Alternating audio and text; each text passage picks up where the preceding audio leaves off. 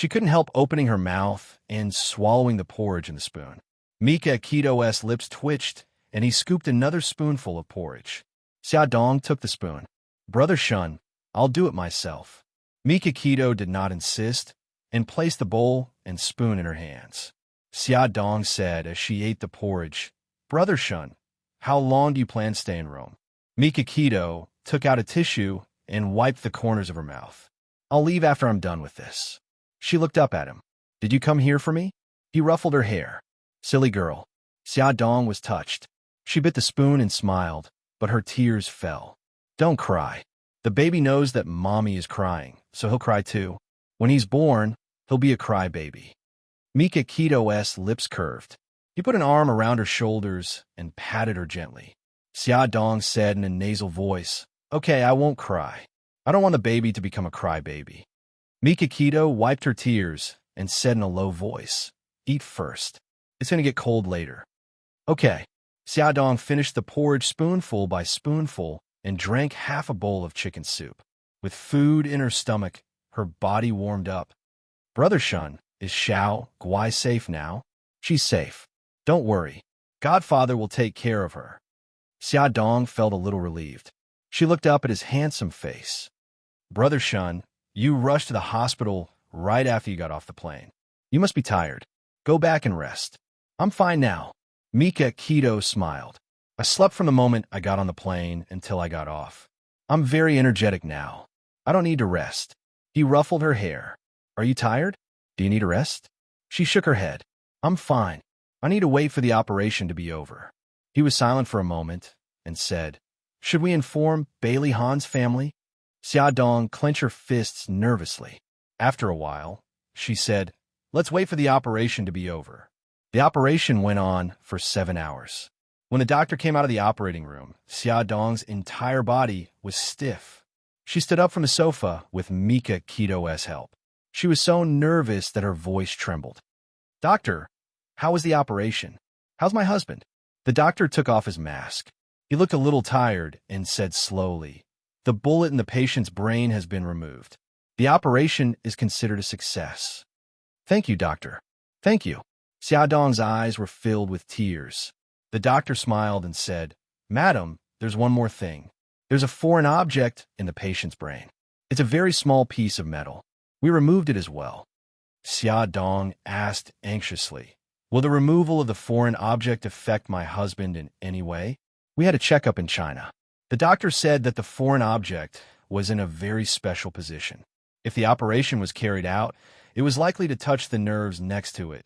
"Madam," the doctor interrupted her. "Madam, please don't worry." The bullet fragments hit the foreign object and caused the position of the foreign object to vibrate. That's why we were able to successfully remove the bullet fragments and the foreign object at the same time. This is a complete miracle in terms of craniocerebral surgery. We were all very shocked and felt that this was an incredible thing. Thank you, thank you." Xiaodong was overjoyed. She covered her mouth with both hands and breathed hard. Her chest rose and fell violently, and her face was already wet with tears. The doctor and nurses were also relieved. Mika Kito hugged Xiaodong's shoulders. She couldn't hold it in anymore. She lay on his chest and cried loudly. Nervousness, worry, panic, and helplessness. After all these emotions subsided, she felt as if her whole body had been sucked out. She collapsed in Mika Kito's arms. Suddenly, her stomach throbbed violently. It was as if someone had pinched a piece of her flesh and pinched it hard. She was in so much pain that she couldn't even breathe. Mika Kito saw her suddenly clutching her stomach and her face turning pale. His heart skipped a beat and he hugged her tightly. Xiao, what's wrong?" "My stomach hurts." Xiaodong had just finished speaking when her vision turned black and she fainted. Doctor, Mika Kito's anxious roar echoed in the empty corridor. When Xiaodong woke up, it was already the next day. When she opened her eyes, the first thing she saw was the white ceiling. She was stunned for a few seconds and struggled to get up from the bed.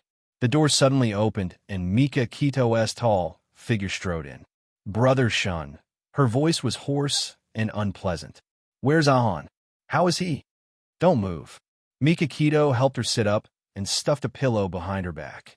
Bailey Han is in the intensive care unit. He hasn't woken up yet.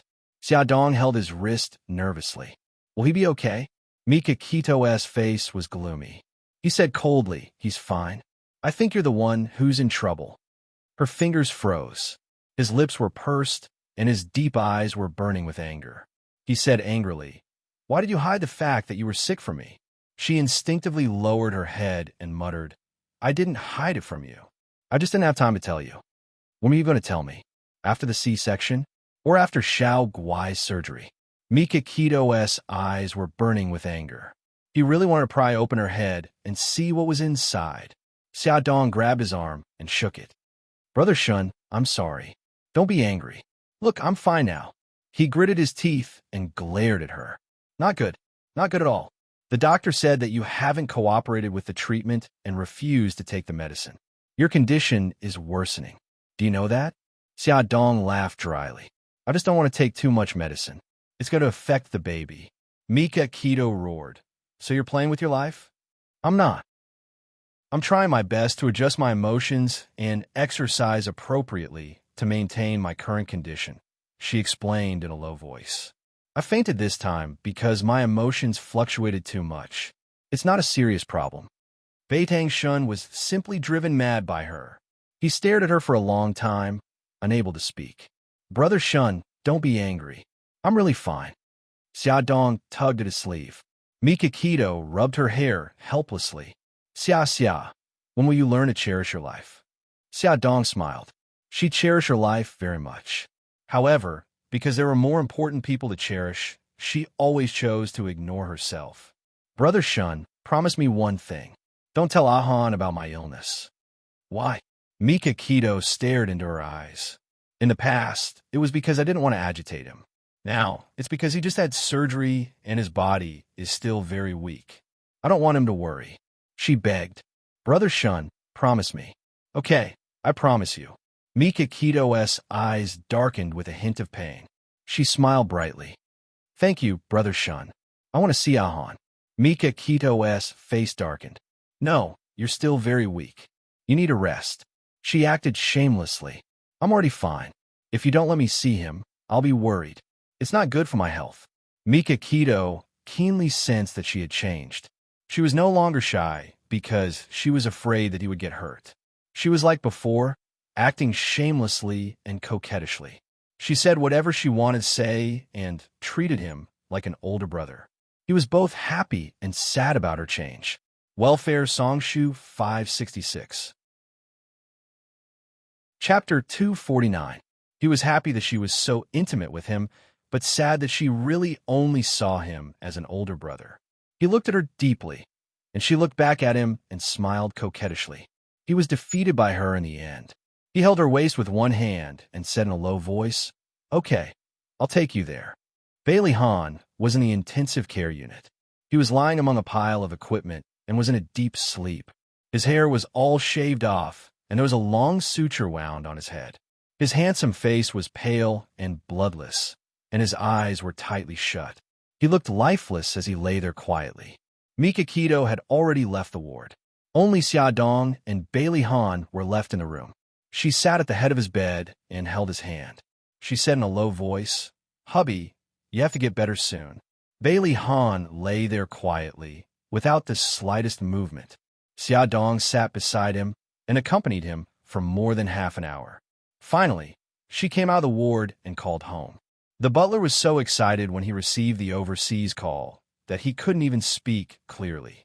Xiaodong smiled and said, Butler, please transfer the call to Grandma. The old madam was also very excited when she received her call. Her tone was much friendlier. Xia, I heard from Ahan that he found you. When are you coming back? Xiaodong paused and said, Grandma, we can't come back for the time being. There's something I need to tell you. You have to be mentally prepared. The old madam's heart tightened. Did something happen to Ahan?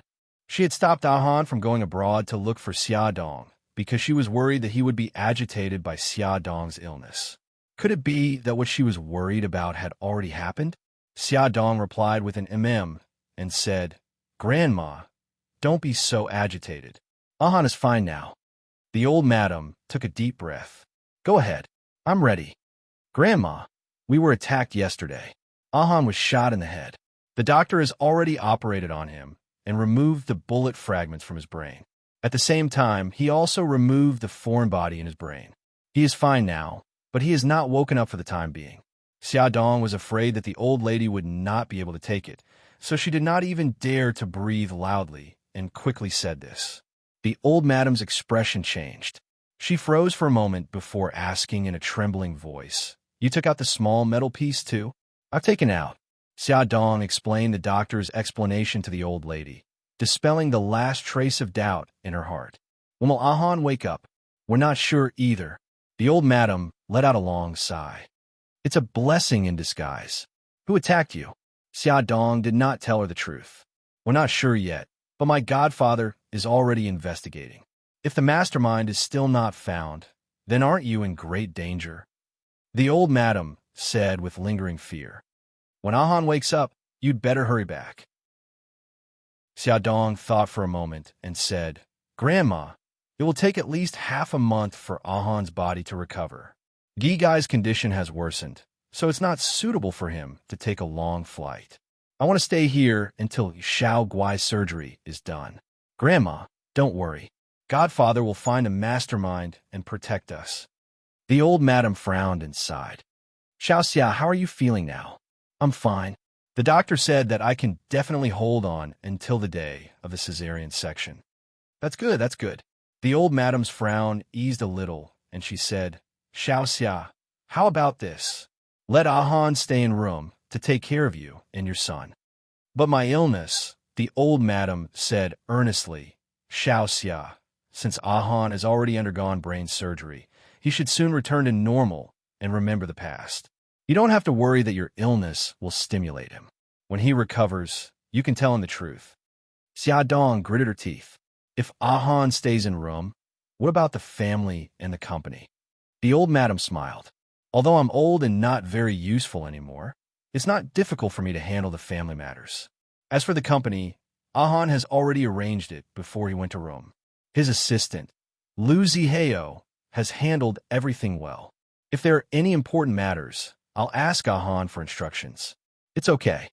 Xiaodong had no reason to refute the old madam's proposal. The old madam said again, When you reach my age, you will understand that whether it's money, power, or status, nothing is more important than family. When you gave birth to Xiao, Yi, and the other two, Ahan was not by your side. For him, this is already a pity. Don't let him regret it again. This time, let him be by your side when you give birth. Xiaodong said softly, I know, Grandma. Xiaoxia, don't blame Ahan. In fact, he has suffered more than anyone else. He has always felt guilty about Yanxian. He took care of her because of that guilt. You have to believe that the person he loves is you. Xiaodong's eyes were covered with a layer of mist. She nodded. I know, Grandma. I know. The old madam's eyebrows relaxed. That's good. You two have to be well in room. Don't let an old woman like me worry anymore. Xiaodong choked with sobs. Grandma, don't worry. We will be well. During this time, I'll have to trouble you to take care of Ahan. You have to take good care of yourself and the children. Grandma, I will. You have to take care too. After ending the call, Xiaodong called Xiao, Yi, and Xiao Bao. When the two little guys heard that Bailey Han was injured, they were extremely anxious and clamored to come to Rome. Xiaodong comforted them for a long time before she convinced them to stay at home with Gigai. That night, the old madam informed the whole family about Bailey Han's injury. Everyone was shocked and worried. Bai Jinxiu covered her mouth and cried. Bailey Jing jumped up excitedly. Grandma, I'll go to room tomorrow. The old madam frowned. Xiao Jing, sit down. Bailey Jing sat down reluctantly. The old madam said, Xiao Jing, what's the use of going to room? Your brother and sister-in-law are in a bit of trouble now. You'll only add to their troubles. If you really want to help, go to your brother's company and help him manage it. Bailey Jing's little face suddenly fell. Grandma, I'm not cut out for business. You don't want to see me ruin my brother's company, do you? The old madam's face was sullen. Xiao Jing, you've been back for so long and have nothing to do. Go to the company and help your father or your brother. Isn't it good to learn management? but I really don't know how to do it. Bailey Jing's face was bitter. Grandma, I studied jewelry design. You want me to manage the company. Aren't you making things difficult for me? If you don't know how to do it, just learn. The old madam said earnestly, Xiao Jing, when your brother was your age, he founded the Shanghao Group. It's very hard for him to manage such a big company alone. He's injured and unconscious now. Don't tell me you're not willing to help him. Grandma, don't say any more. I'll go, okay? Bailey Jing was not afraid of anything. She was only afraid that others would use a gentle attack on her. The old madam nodded in satisfaction. That's right. As long as the family is fine in Ahan and the others don't have to worry, it's the greatest help to them. In the end, the family discussed and decided that Bailey Xiong would apply for an urgent visa and fly to Rome to visit Bailey Han. The others would wait at home for the news. Bailey Jing, as the acting president, would go to the Shanghao Group to take charge. Just as Bailey's family was in deep trouble, Lin Shihao's life was not easy either. He tried to persuade Bai Meiwei to abort the child, but she always disagreed. Instead, she advised him that if she kept the child, it would not affect his family. She asked him not to interfere in her private affairs. Because he had something on his mind, Lin Shihao smiled less after returning home. After dinner, Lin Shihao washed the dishes and Yi Siki washed the fruits by the sink. She looked up at him, pursed her lips, and said, Hubby, do you have something on your mind recently? Lin Shihao smiled. No, it's just that I'm busy. Maybe it's because I'm too busy with work. I'm a little tired. If you're tired, take a rest. Don't you still have holidays? Let's go on a trip as a family of 3, okay? Yi Siki put the washed fruits on the plate. Okay, I'll go to the hospital's Human Resources Department tomorrow and arrange a vacation. Lin Shihao cleaned up the dishes and washed his hands. Then it's a deal. Where do you want to go? I'll check the information tomorrow. Yi Siki picked a grape and fed it to him. How about Sanya? It's cold now. Let's go to Sanya to enjoy the sun. Lin Shihao hugged her waist and said with a smile, Okay, I wanted to go for a long time. Yi Siki poked his arm. Let's go out. Nyonyo is still in the living room. When Nyonyo heard the news, she jumped and screamed excitedly on the sofa.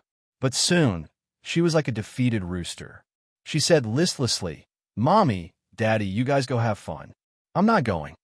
Lin Shihao carried his daughter onto his lap. What's wrong? Nyonyo said pitifully, I only have time on the weekends. It's not enough for a round trip. Lin Shihao rubbed her head. Daddy will help you apply for leave from the teacher, but you have to promise me that you'll make up for all the missed classes after you come back from your trip. Nyonyo's eyes sparkled. She raised her little hand and said excitedly, No problem. I'll definitely make up for it. Daddy, I love you so much. Lin Shihao smiled and pinched her cheek. The next day, after Lin Shihao arrived at the hospital, he looked for his colleagues in the Human Resources Department to arrange a vacation time. Then he followed the procedure and filed an application. After leaving the Human Resources Department, he bumped into Bai Meiwei in the corridor. He nodded politely and brushed past her. She suddenly grabbed his arm and smiled. Senior, this patient's condition is a little special. Please take a look. Lin Shihao said mildly. Okay. He followed behind her and entered her office. She took out the patient's examination report and handed it to him. This patient is more than 7 weeks pregnant. Her uterus is stunted.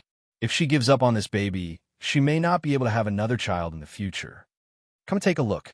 Songshu 566. Chapter 250.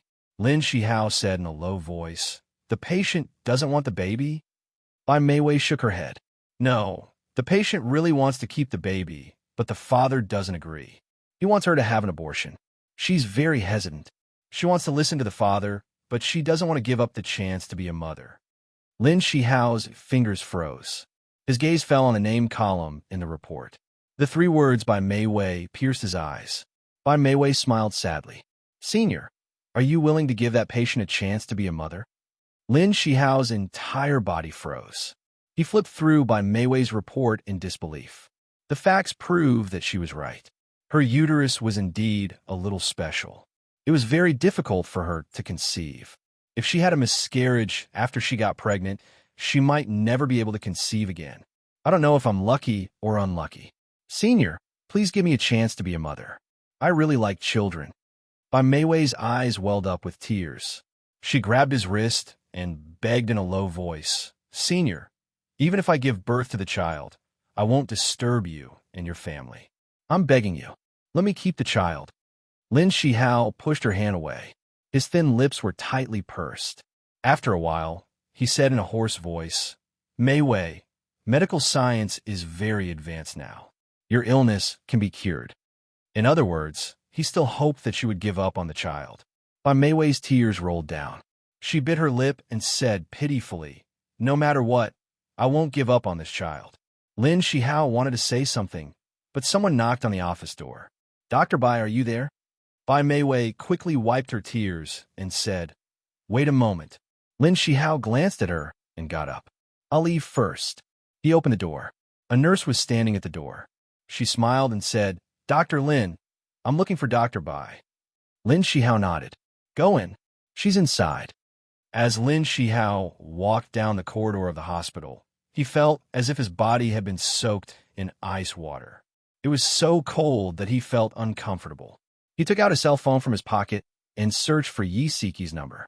His finger hesitated for a long time before he finally didn't have the courage to press the button. Suddenly, a figure rushed over.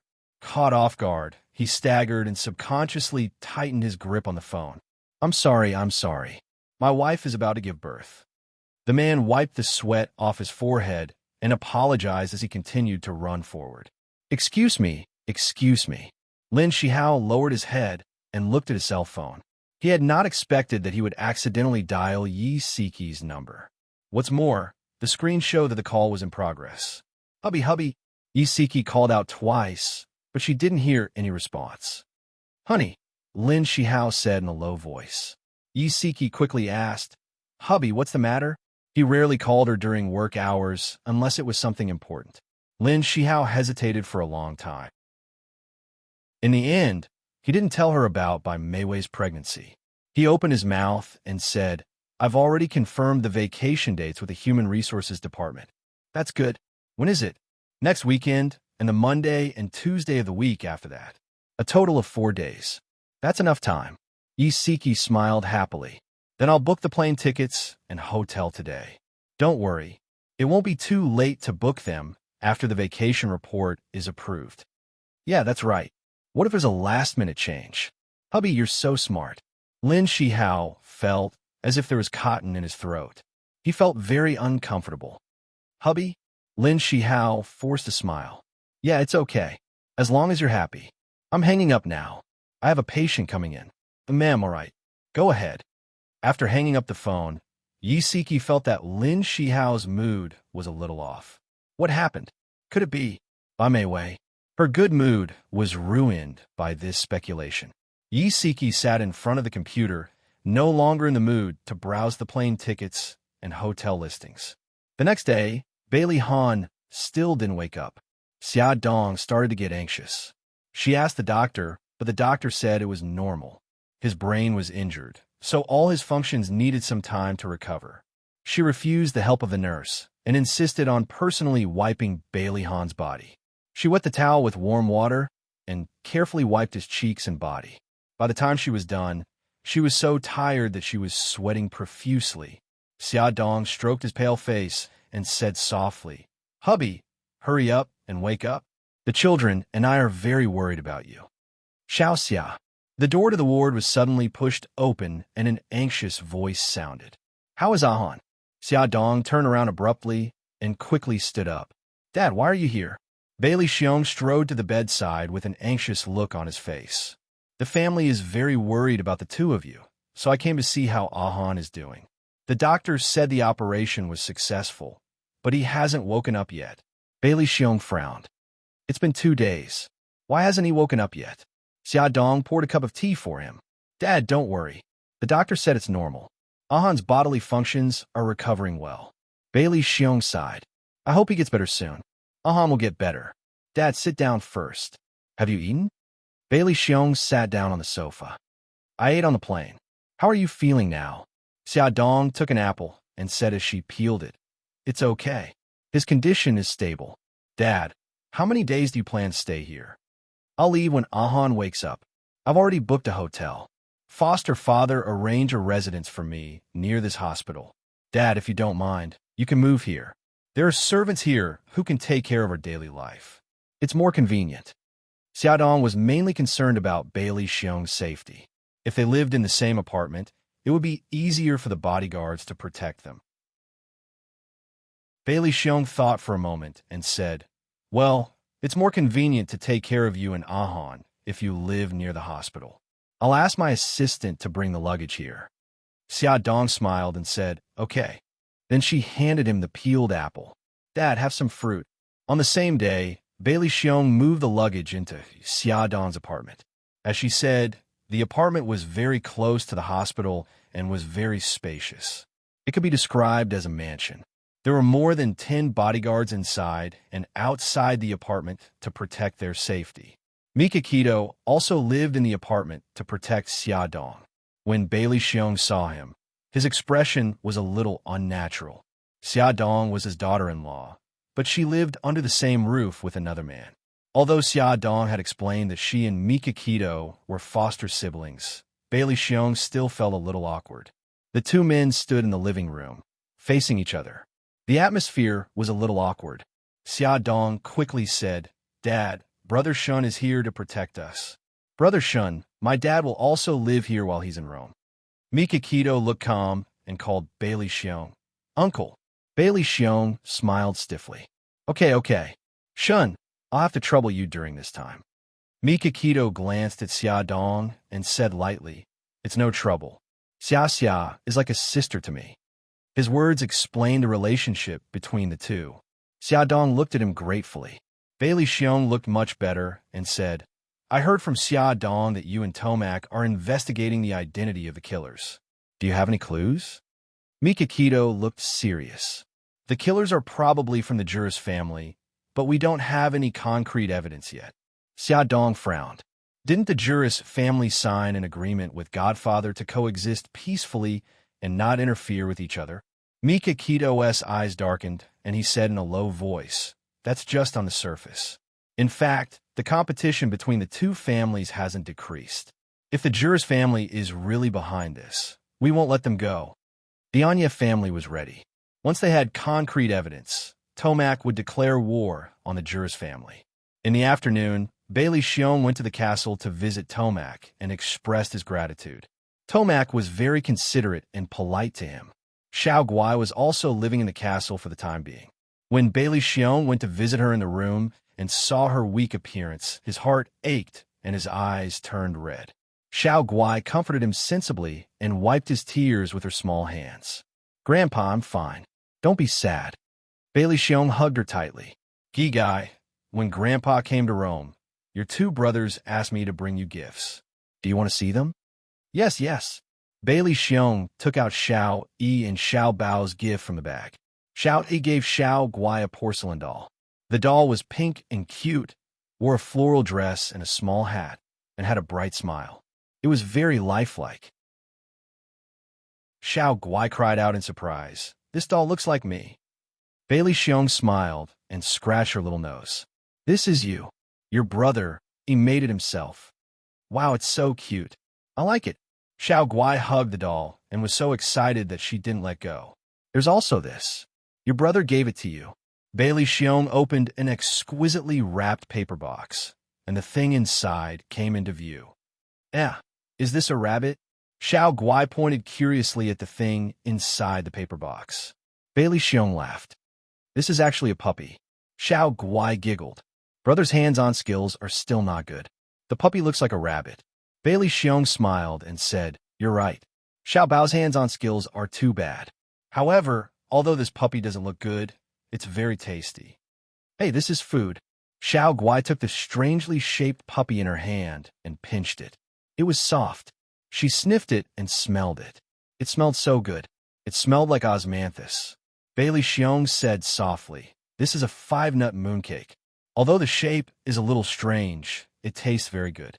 Xiao Bao said that you guys were in Rome during the Mid-Autumn Festival and didn't get to eat mooncakes, so he made them himself and asked me to bring them over. Xiao Guai put the mooncake back into the box and blinked her big black eyes. Then I want to keep it and eat it with Daddy and Mommy. Grandpa, why didn't Daddy and Mommy come see me today? Everyone kept Bailey Han's injury a secret from Xiao Guai. She was like a little princess living in a castle and didn't know anything about the outside world. Bailey Xiong carried her onto his lap. Because your daddy accompanied your mommy to the hospital for a checkup, they couldn't come to see you. She nodded. Oh, I know. Daddy and Mommy went to the hospital to see if the little sister was obedient, right? Bailey Xiong smiled. Gigai wants a little sister? Her little face was full of seriousness. Yes, if Mommy gives birth to a little sister, then my beautiful clothes and toys can be given to the little sister. Bailey Xiong smiled and praised. Our Gigai is so generous. I will be very good to the little sister. I will teach her to sing and dance, and I will also teach her to draw and write. Xiao Guai wanted to be an older sister. She wanted to learn from her 2 older brothers and protect her little brother or sister. Gigai is so sensible. The little sister will definitely like you very much in the future. The grandfather and granddaughter chatted happily until Xiao Guai was tired and fell asleep in Bailey Xiong's arms. He put her on the bed and quietly left the room. He looked back at his little granddaughter who was lying on the bed and curled up into a small ball. There was a touch of pity between his eyebrows. The child was so young, but she had suffered so much. He hoped that his daughter-in-law would give birth to the child safely and cure Xiao Guai's illness as soon as possible. On the 3rd day, Bailey Han still did not wake up. He was relying on nutrient infusions to maintain his body functions. Xia Dong and the others were very anxious, but after the doctor's examination, he said that everything was normal. There was nothing they could do except wait. The doctor advised the family to talk to Bailey Han more to stimulate his brain. Xia Dong had been taking care of Bailey Han for the past few days. She had told him a lot of things that they had experienced together. Even her voice was a little hoarse. Bailey Xiong said, Xiao Xia, you rest first. I will take care of Han. He sat by Bailey Han's bed and recalled the past. In a gentle tone, he softly told the interesting stories of Bailey Han's childhood. As he recalled, Bailey Xiong suddenly realized that he was not a competent father. He had spent very little time with Ahan. In Ahan's childhood, his role was insignificant. He suddenly realized that his eldest son had been very lonely since childhood, which created his current cold personality. Bailey Xiong's heart was filled with guilt as he whispered, Ahan, Daddy has let you down. I'm not a good father, and I've let your mother down. Don't sleep anymore. Wake up and shout at me. Even if you scold me, I won't be angry. At the end, his eyes were wet and his voice was choked with sobs. Xia Dong quietly left the ward and sat on the sofa in the hall. 2 bodyguards followed her from a distance. She sat outside for nearly half an hour, but Bailey Xiong still did not come out. Mika Kido came over from the elevator. When she saw her, she frowned and asked, Why are you sitting outside? Xia Dong smiled and said, Dad is taking care of Ahan inside. I came out to rest for a while. Brother Shun, did you find the evidence? Beauty novel Shinwu 799. Chapter 251. Mika Kito's face turned cold. That old fox-barit is too cunning. When we follow the 2 trucks, he will kill all the related people and wipe out the Euless family. Xia Dong was furious. She clenched her fists and gritted her teeth. They are vicious and well-planned. They won't give up so easily. Let's force them to show their true colors. Mika Kito's eyes narrowed, and he stared at her deeply. Xia Xia, leave this to us. Don't do anything stupid. I won't do anything stupid. I just want to lure them out. Don't they want to use me to threaten you and Godfather? Then I'll just let them tie me up. Mika Kito put his hands on her shoulders and looked at her coldly. Are you crazy? You're pregnant now. How can you take the risk? But we can't just wait passively. Brother Shun, I'm living in fear every day. I'm afraid that they'll throw another bomb at the hospital. If we don't solve this matter, we won't be able to rest easy. Xia Dong was very agitated. She couldn't calm down at the thought that Bailey Han was injured because of this. Mika Keto put his hands on her shoulders and said, Xia Xia, you're right. We have to lure them out, but you don't have to take the risk. Brother Shun, don't say anything. Leave this to me. Mika Keto's eyes flashed, and he said, don't visit Xiao Guai for the next few days. Why? Mika Keto's thin lips curved into an ambiguous smile. Xia Xia, trust me. I have my reasons for doing this. She looked into his eyes seriously. After a long while, she nodded. Mika Keto and the others were tracking down the Euless family, and the Euless family was also watching them. Barit met with Wolf in the middle of the night and said in a low voice, our operation failed. The Anya family has been tracking us closely. Do you have any good ideas? Xia Dong has a daughter named Xiao Guai. Tomac and Mika Keto love her very much. Before you attacked Xia Dong's villa, Bailey Han transferred Xiao Guai from the children's hospital to Tomac's villa. Now, she has been transferred to the castle. Barit frowned deeply. You mean to say that we're going to attack Xiao Guai? There's no way we can break into that old bastard Tomac's castle. The corners of Wild Wolf's lips twitched. If it's not Xiao Guai's little hand, it'll be no different from throwing an egg at a rock. My partner had been monitoring Xia Dong for the past 2 days. He found that she would take care of Bailey Han in the hospital every morning and go to the castle to visit Xiao Guai in the afternoon. Since we can't attack her in the castle or the hospital, why don't we attack her on the way to the castle? It was a long journey from Xia Dong's apartment to the castle, and it was an hour's journey. It was a very remote place. Last time, they had set up an ambush on this road. This time, they might have an unexpected gain. Barit frowned. Tomac has been watching us very closely. If this operation fails again, we'll be exposed. Wolf said in a low voice, in China, there's an idiom, cut off the cauldrons and sink the boats. It means that we have to win the battle without leaving any way out. Since you've made up your mind to eliminate Tomac and Mika Keto, you have to be firm. Next time, you won't have such a good opportunity. Are you willing to see the Yuri's family be subservient to the Anya family? Before Wolf left, his godfather had told him to persuade Barit to eliminate Tomac and Mika Keto at all costs. In short, they wanted to use the power of the Yuri's family. Barit certainly knew that his godfather wanted to cooperate with him because of his power. However, he was also hurt by Wolf's words.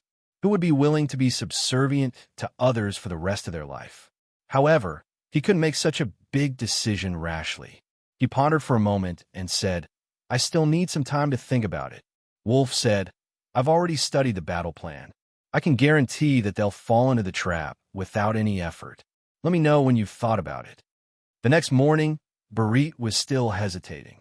He was worried that the operation would fail again and his identity as the mastermind would be exposed. With Tomac's temper, he would definitely flatten the whole family at all costs. The housekeeper came over with the phone and bowed respectfully. Master, Tomac wants to talk to you. Barit took the phone and waved his hand. The housekeeper left, and he laughed heartily. Tomac, good morning. Good morning, Barit. Tomac, what can I do for you? Barit stood on the balcony with the phone in his hand and looked down at the scenery inside the old castle. Tomac said angrily, Barit, I think you've heard that someone dared to behave atrociously in my territory a few days ago. I'm very angry, so I swore to find out who that bastard is. Barit's expression froze. Hatred surged in his eyes, but his tone had a hint of agreement. Who dared to make a move in your territory? Who was the other party? Tomac said angrily, I'm not sure yet. However, if I find out who that bastard is, he'll be dead. I'll kill him with my own hands. Barit's expression was very ugly. His fingers gripped the phone so tightly that the veins on the back of his hand bulged. Barit, I'm calling you to ask for your help in finding out the other party's identity. Tomac's words sounded like he was asking for help, but in fact, his tone was very bad. There was a kind of overbearing aura. Barit put on a fake smile and said, Sure, no problem. Let me know if there's any news. Tomac didn't wait for Barit's reply and hung up the phone. His arrogant tone made Barit so angry that his lungs were about to explode. Barit threw the phone on the ground with a bang. His face was distorted by anger. Damn Tomac, who do you think you are? How dare you talk to me like that? One day, I'll make you kneel in front of me and beg me to let you go, you damn old bastard." The more he thought about it, the angrier he got. This was the difference between the first and the second. The first was always superior, and the second could only obey the first's orders. Otherwise, they wouldn't have a good ending. Barit decided to be the first. He wanted to seize this opportunity to pull down Tomac. After Tomac hung up the phone, he turned around and looked at Mika Keto. He smiled and said, "How is it? Do I sound like I'm being overbearing?" Mika Keto gave him a thumbs up and said, "If I were Barit, I'd be hopping mad." Tomac shrugged and said, "More or less." I can almost hear the sound of Barit grinding his teeth. Barit's temperament is irritable, and he can be easily incited. With adoptive father taking action, this matter will be handled much more smoothly. Beitang Shun's lips curved into a sinister arc. Let's beat him at his own game. Mika Keto came out of the study and walked to the balcony with Suzuku following behind him. The two of them stood in front of each other, facing the wind like two statues. Mika Keto suddenly turned around. Her eyes were as sharp as blades as she stared at Suzuku. She said in a deep voice, "I want you to do something for me." Suzuka said calmly, "Okay." Mika Keto's eyes flickered and said, "This is very dangerous. You might lose your life because of it." Suzuka smiled and said, "My life has long been yours. I only have one request." "Say it." "If I die, let go of Director Lin and guarantee her safety." "Okay." Suzuka smiled and said, "Then I can die without regrets." Mika Keto approached her and put his right hand on her shoulder. His expression was serious. "It's good that you have the determination to die, but I want you to live." She stared into his eyes and said slowly, "I'll try my best." At the same time, Xiaodong was taking care of Bailey Han in the hospital. She wiped his face with a towel gently and said softly, "Honey, it's a new day. Didn't you say that you would accompany me and watch the baby grow up day by day? You're still sleeping in. The baby will laugh at you for being a lazy father." She unbuttoned his hospital gown and wiped his chest gently with the towel. Then, with the help of a nurse, she wiped his back. He couldn't see or hear anything, but his body could feel it. It was as if someone was wiping his body. Something soft was rubbing against his body. He wanted to move, but he couldn't. Bailey Han's mind was in a mess. He tried hard to sort it out, but he couldn't find the thread. Suddenly, he felt something warm on his face. It was soft and comfortable, but not long after, 2 drops of cold liquid rolled down his face. His fingers couldn't help but move. In the dark world, there was a faint light flickering. He couldn't help but follow it. The light became brighter and brighter, and it hurt his eyes. He closed his eyes and slowly opened them again. The chaos in his mind gradually dissipated, and scenes appeared in front of his eyes like a movie. That night, he drank alone at Charm Club. She deliberately stole the seed, and they had sex by accident. That rainy night, she slipped and fell. She reached out to pull him, but he pushed her away. She lay in the rain, looking at him with a painful and resentful gaze. His heart felt as if it had been torn open, and it was empty. In Bali, she went missing, and he went crazy looking for her. When she appeared in front of him, he was overwhelmed with ecstasy. That day, she said she wanted to leave. He drove in anger and crashed into an oncoming truck. The second before he lost consciousness, he suddenly realized that he had fallen in love with her, but he didn't have time to tell her. He thought he would never have the chance to tell her that he loved her, but she appeared in his life again. But at that time, he had already forgotten about her. Cold tears slowly slid down from the corner of his eyes. Xiaodong pressed her face against Bailey Han's. Suddenly, she felt her cheeks wet. She was sure that it wasn't her tears. She looked up and saw the tears at the corner of Bailey Han's eyes.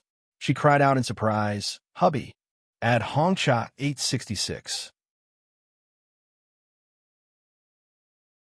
Chapter 252. "Hubby, wake up!" Xiaodong's voice was very hoarse. It sounded far away, yet close at the same time. Bailey Han's chest felt stuffy. He struggled to open his eyelids, but the dazzling light made him unable to bear it. He quickly closed his eyes again. "Hubby, you're finally awake." Hubby! Xiaodong was crying and laughing at the same time. She hugged him tightly and refused to let go. Bailey Han opened his eyes again and saw the woman lying on his chest. She was smiling, but her face was full of tears. His heart ached so much that he almost didn't have any thoughts in his mind. His body instinctively hugged her tightly. Hubby! Sob sob. You're finally awake. Xiaodong's tears were like a broken string of pearls. She couldn't stop them. He raised his hand and stroked her hair. He opened his mouth and said in a hoarse voice, Honey. Xiaodong quickly raised her head and wiped the tears from her face. She asked with concern, Hubby, do you want some water? His lips were already cracked. Bailey Han looked at her face reluctantly. He held her hand tightly and said with difficulty, Let me see you first. Xiaodong smiled with tears streaming down her face. I'm right here. I won't run away. Let me get you some water first. He stubbornly held onto her hand and refused to let go. She lowered her head and kissed him on the cheek. She said softly, Hubby, be good guy. I'll let you see as much as you want later. A smile gradually appeared in his deep eyes, and his fingers slowly loosened. Xiaodong quickly helped him up and leaned against the headboard. She poured him a glass of water and fed it to his lips. She said softly, Slow down. Bailey Han slowly drank 2 mouthfuls. He paused for a moment until he finished drinking the entire glass of water. Only then did he raise his head. Do you still want a drink? Xiaodong used her finger to wipe away the water droplets on his lips. He shook his head, held her hand, and pulled her to sit beside him. He stretched out his arms and hugged her in his embrace. He had a lot of things to say to her, but his body was still very weak, and the wound on his head was also very painful. He no longer had the strength to speak. Xiaodong let him hug her and said, Honey, Dad came from China. He's outside the ward. I'll go out and call him. He'll be back soon. Bailey Han slowly released his hand. Xiaodong kissed him on the cheek, then got up and went out to tell Bailey Xiong the good news. Bailey Xiong was so excited that he almost burst into tears. He hurriedly called the old madam and informed them. When the call ended, his eyes were already wet. He pushed open the door of the ward. When he saw his son leaning against the headboard and looking at him quietly, he couldn't help but burst into tears and quickly walked towards him. Bailey Han smirked and called out, Daddy. Bailey Xiong patted him on the shoulder and sobbed. It's good that you're awake. It's good that you're awake. Bailey Han smiled slightly. Han, I'm sorry. Bailey Xiong's shoulders trembled and he couldn't continue. Bailey Han held his arm and said slowly, Daddy, you'll always be my father. Bailey Han actually heard what his father said when he was in a coma. His father's remorse and guilt were all heard. However, at that time, he couldn't move his hands and feet at all. Only his consciousness was still clear. Bailey Xiong hugged him fiercely. Bailey Han's eyes were also shining with tears. After all, he had just woken up and his body was still very weak. He only said a few words and he felt a little tired. Bailey Xiong helped him lie down again to rest. After the doctor came to check on him, he said that the patient was in good condition and all his indicators were normal. Everyone was relieved. While Bailey Han was resting, Xiaodong came out of the hospital and got into a Maybach. The driver asked, Madam, are we going to the castle now? Xiaodong said yes. The Maybach drove out of the hospital. Half an hour later, they were out of the city and headed for the castle in the suburbs. The car circled around the mountain road, and there were many bends. The driver slowed down and soon arrived at the place where the pileup happened. The road here had been cleaned up, and no one could tell that there had been a car accident. In the dense forest about 1 kilometer away from here, 2 people in black tights stood on the high ground and watched from a distance with binoculars in their hands. Wild Wolf asked, Nightingale, are you sure Xiaodong is in that car? Nightingale said, Firefox saw her get in the car. I think something is wrong. In the past, when Xiaodong went to the castle to visit her daughter, there was always a car behind her. Why isn't there a car behind her today? There is. Look, it's behind her. Nightingale said, It's about 500 meters away from her car. It's quite far. Wild Wolf said, Yes. How many people are there in total? Firefox said that there is a driver and 3 bodyguards in Xiaodong's car. The car behind her, including the driver, has a total of 6 bodyguards. Wild Wolf nodded. Tell the people on Barit's side about the situation. Okay, got it. Nightingale turned on the headset and reported the situation in the car to the killers of the Juris family in Italian. Then she listened carefully to the feedback, nodding and replying from time to time. Wild Wolf, the people over there said that they are ready. As soon as Xiaodong's car arrives, they will start immediately. Very good. At this time, the Maybach was halfway up the mountain. The bends here were particularly dangerous, so the driver paid all his attention to the front. Suddenly, a smoke bomb was thrown out from the woods and rolled in front of the car. The billowing smoke immediately filled the air. The driver was worried about the pregnant woman in the car, so he didn't dare to step on the emergency brake. He slowed down the car and planned to stop slowly. However, with a creaking sound, the car tires seemed to have hit something and quickly deflated. Madam, the car tires have burst. The bodyguard sitting in the passenger's seat raised his voice. I'll go down and check the situation. You stay in the car. The bodyguard pulled out a pistol from his waist. The smoke outside had not yet dispersed. He covered his mouth with one hand and jumped out of the car with the other hand holding the pistol. He bent over to check the tires. Suddenly, with a bang, the bodyguard fell to the ground. He lay on the road with his face covered in blood. His bloody hand trembled as he pressed a string of phone numbers. He only said the word rescue before his head tilted and he stopped moving. The bodyguard in the car shouted, "Attention, everyone! Protect Madam!" Xiaodong leaned over the seat and covered her belly with her hands. The car behind the Maybach saw the situation in front of them from a distance and quickly sped up to follow.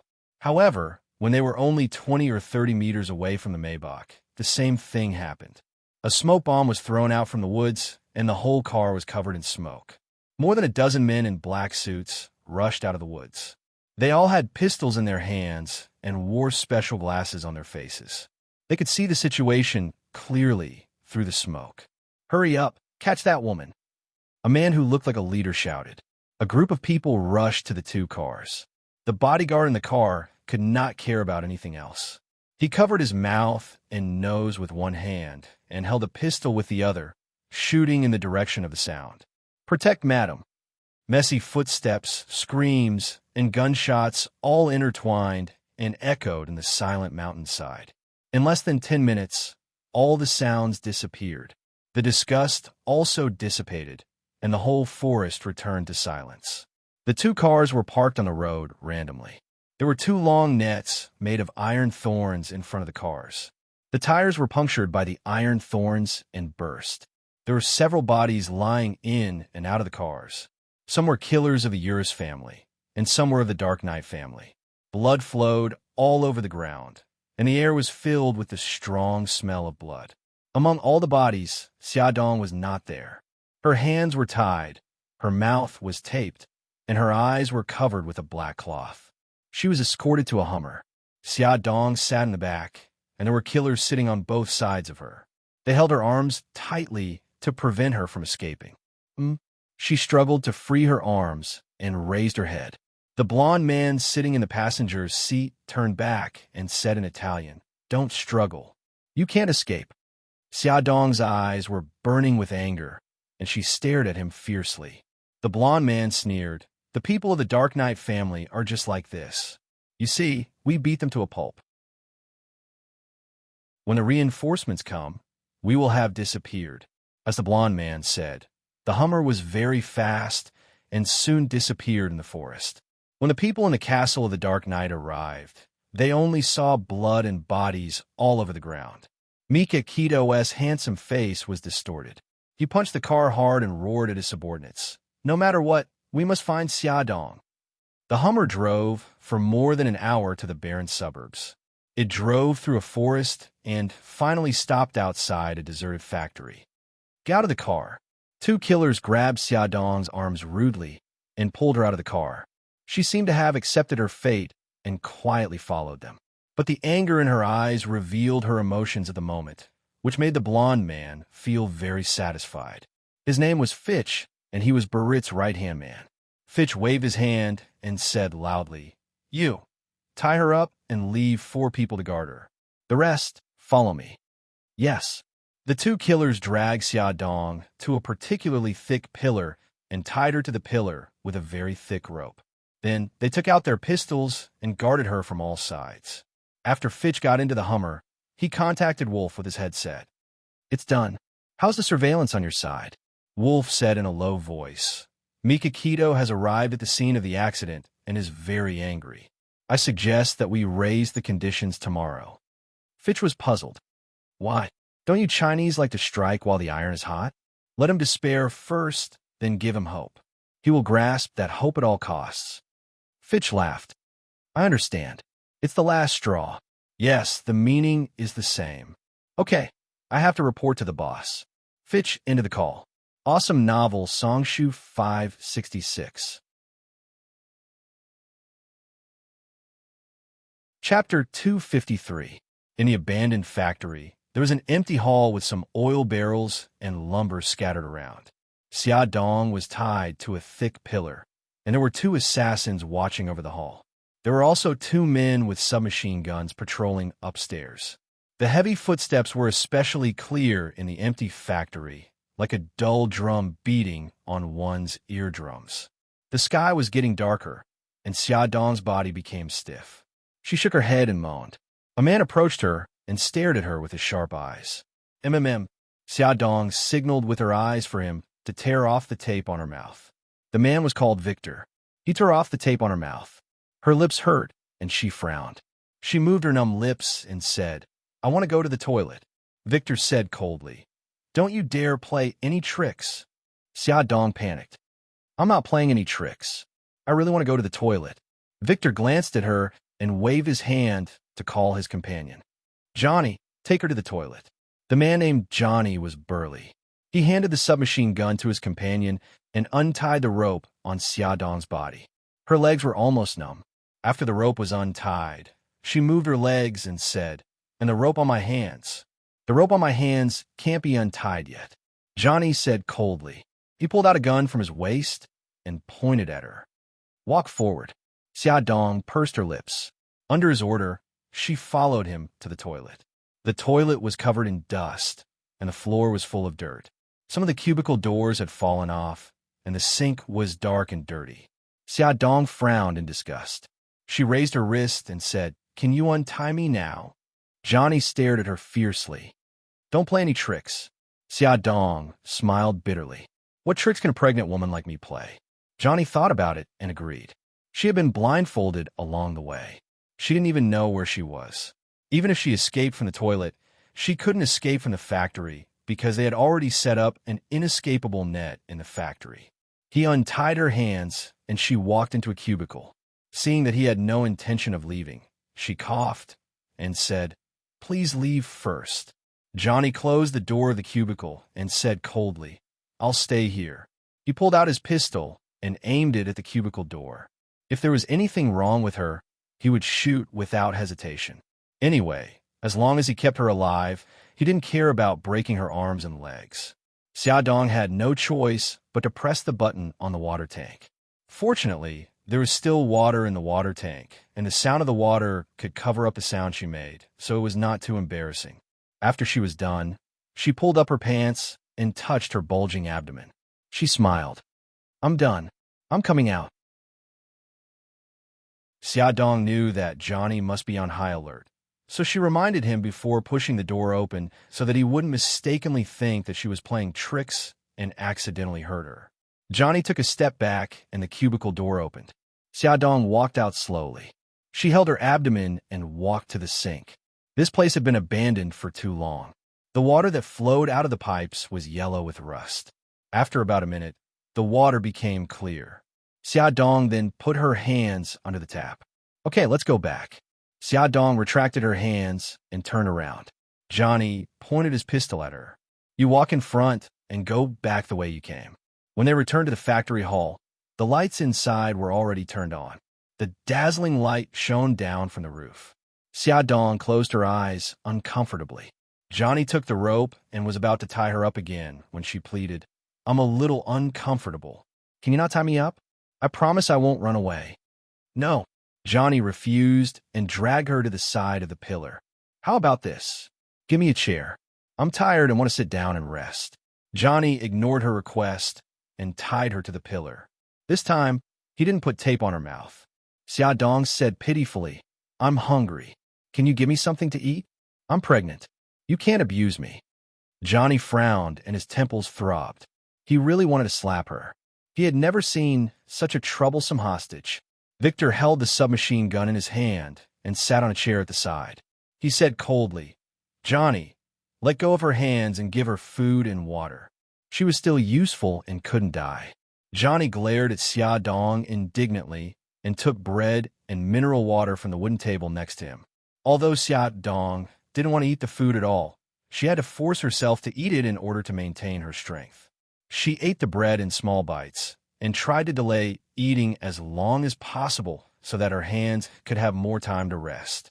On the other side, the whole castle was in a state of extreme tension. Tomac sent many people to search for Xiaodong's whereabouts. Mikakito also led people to search for her personally, but they didn't find any clues. They didn't tell Bailey Han about Xiaodong's disappearance. Instead, they lied to him and said that Xiaodong was accompanying Xiao Guai in the castle and wouldn't go back tonight. Bailey Han didn't think much about it and believed them. Nightingale had been hiding in the dense forest, monitoring the situation in the castle from a distance. She saw cars coming in and out of the castle frequently, and everyone had a dignified and anxious look on their faces. It seemed that they really valued Xiaodong. She had made the right bet. Nightingale reported the situation to Wolf, and Wolf discussed with Barit. They would contact Tomac the next morning and put forward their conditions. At night, the 4 guards were in groups of 2, taking turns to guard and rest. Xiaodong envied them for sleeping on the sofa, while she could only sit on the hard cement floor. Her hands and feet were tied, which made her very uncomfortable, especially her stomach. Hey, Johnny, please give me a blanket. Xiaodong shouted at Johnny, who was patrolling. What a troublesome woman. Johnny muttered with dissatisfaction, but still threw a blanket on her. Thank you. Xiaodong arched her body with difficulty and covered herself with the blanket. She leaned her head against the stone pillar and closed her eyes to rest. No matter how difficult the situation was, she had to rest and maintain enough physical strength to deal with the fierce battle tomorrow. The next morning, when the first ray of sunlight shone through the broken window into the hall, Xiaodong suddenly opened her eyes. Her eyes quickly flashed with a trace of light. 10 meters in front of her, Johnny and Victor were sitting on the chairs with their heads down and taking a nap. On the other side, on the 2 big sofas, 2 tall and sturdy men were curled up on it, sleeping soundly. She bent her feet back, and the heels of her feet were close to her hands. Under the cover of the blanket, she put her right hand's fingers into her shoes and took out a 2-centimeter long blade from under the insole. The blade was very thin, but it was very sharp and could cut iron like mud. She had a blade in her left and right feet. She hid the 2 blades in her sleeves in case of an emergency. After doing all this, she quietly closed her eyes. A few seconds later, she heard someone stand up from the chair, causing the chair to make a banging sound. Hey, Johnny, wake up. Victor pushed Johnny's shoulder. Johnny was shocked. What's wrong? Nothing, it's daybreak. Wake up. Feed will be here in a while. Okay, I got it. Buddy, you stay here and watch. I'm going to the bathroom. Johnny threw the submachine gun to Victor. Xiaodong pretended to be awakened by the 2's conversation and slowly opened her eyes. Victor glanced at her and ignored her. He walked straight to the sofa and woke up his other 2 companions. When Johnny came back, Xiaodong also said that she wanted to go to the bathroom. As usual, Johnny took her there. When she washed her hands, she also washed her face and rinsed her mouth. She followed Johnny back to the hall, where the others were having breakfast. Victor handed her a hamburger and a bottle of mineral water. She said, "Thank you," and spread the blanket on the floor. She sat on the blanket and let Johnny tie her feet again. She held the hamburger in her hands and slowly ate it. After eating, she looked up calmly and looked at Victor. What do you want by kidnapping me? Victor said calmly, You'll find out soon enough. After more than an hour, a large truck and a Hummer stopped outside the factory. The door of the truck opened and a group of men in black jumped out. There were at least 30 to 40 of them. They were fully armed and did not enter the factory from the main entrance. Instead, they entered the factory from other entrances. Xiaodong could only hear a lot of messy footsteps. She lowered her eyes and listened carefully. After the footsteps disappeared, she whispered in Chinese, 34. As she spoke too softly and in Chinese, Victor and the others did not hear her. Vroom vroom, the large truck drove to the back of the factory and stopped in the garage. The door of the Hummer opened, and a blond man walked out first. He was Feej. Feej walked to the back seat with steady steps and opened the door elegantly. There was a respectful look on his handsome face. Boss. Barit walked out of the car. His deep eyes carried a dangerous message. His tall aquiline nose made his slightly chubby face look even more sinister. They did not enter from the main entrance, but from the back door. They walked upstairs slowly. Standing by the railing on the second floor, Barit looked at the people in the hall and said coldly, "Inform Tomac." "Yes." Feej bowed respectfully. Feej hung up the earpiece and said a few words in a low voice. Victor responded and took off the earpiece. He took out a cell phone and handed it to Xiaodong. He said in a deep voice, "Call Tomac." Xiaodong looked up at him. His eyes were fierce. "Hurry up and call him." She pursed her lips, took the cell phone, and pressed a string of numbers. Beep beep. After the phone rang twice, Tomac's deep and authoritative voice came through. "Who is this?" Xiaodong opened her mouth. "Godfather, it's me." Tomac asked nervously. "Xia, where are you?" Xiaodong was about to speak when Victor snatched the cell phone from her hand and said in a deep voice, "Tomac, your goddaughter is in my hands now." Tomac asked calmly, "What do you want for you to let her go?" Victor laughed. 5 billion. "Give me 5 billion pounds, and I'll let her go." Tomac did not hesitate. "No problem. Time and place?" A calculating look flashed across Victor's eyes. He sneered. "The transaction can only be completed by you and Mika Kido. At noon, the two of you will wait by the fountain in the central square. Remember, no one is allowed to bring anyone. Otherwise, you'll see Xiaodong's corpse." "Okay." After Tomac hung up the phone, he immediately ordered his subordinates to prepare the ransom and informed Mika Kido to go with him.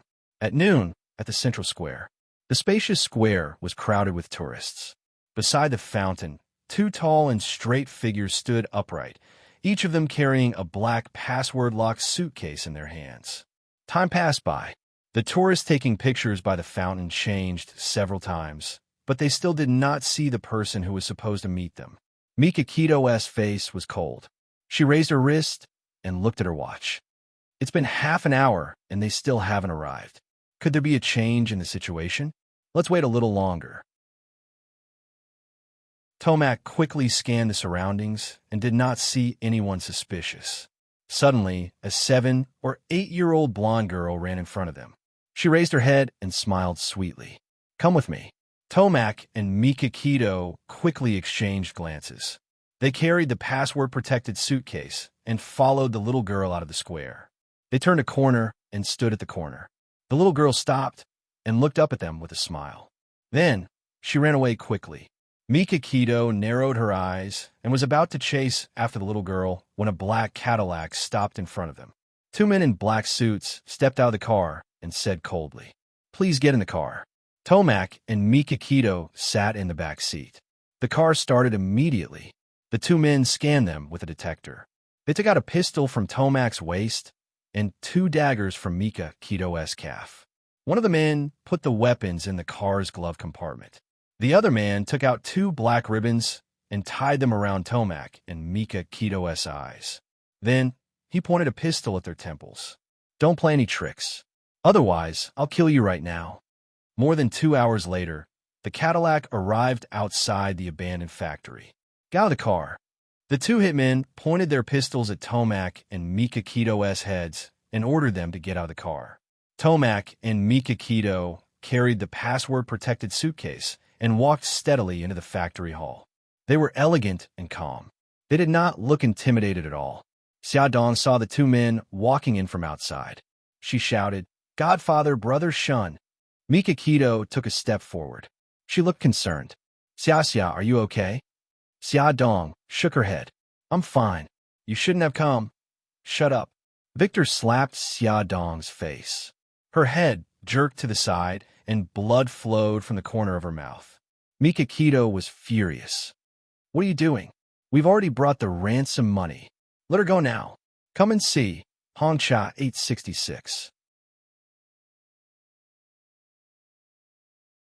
Chapter 254. Let her go.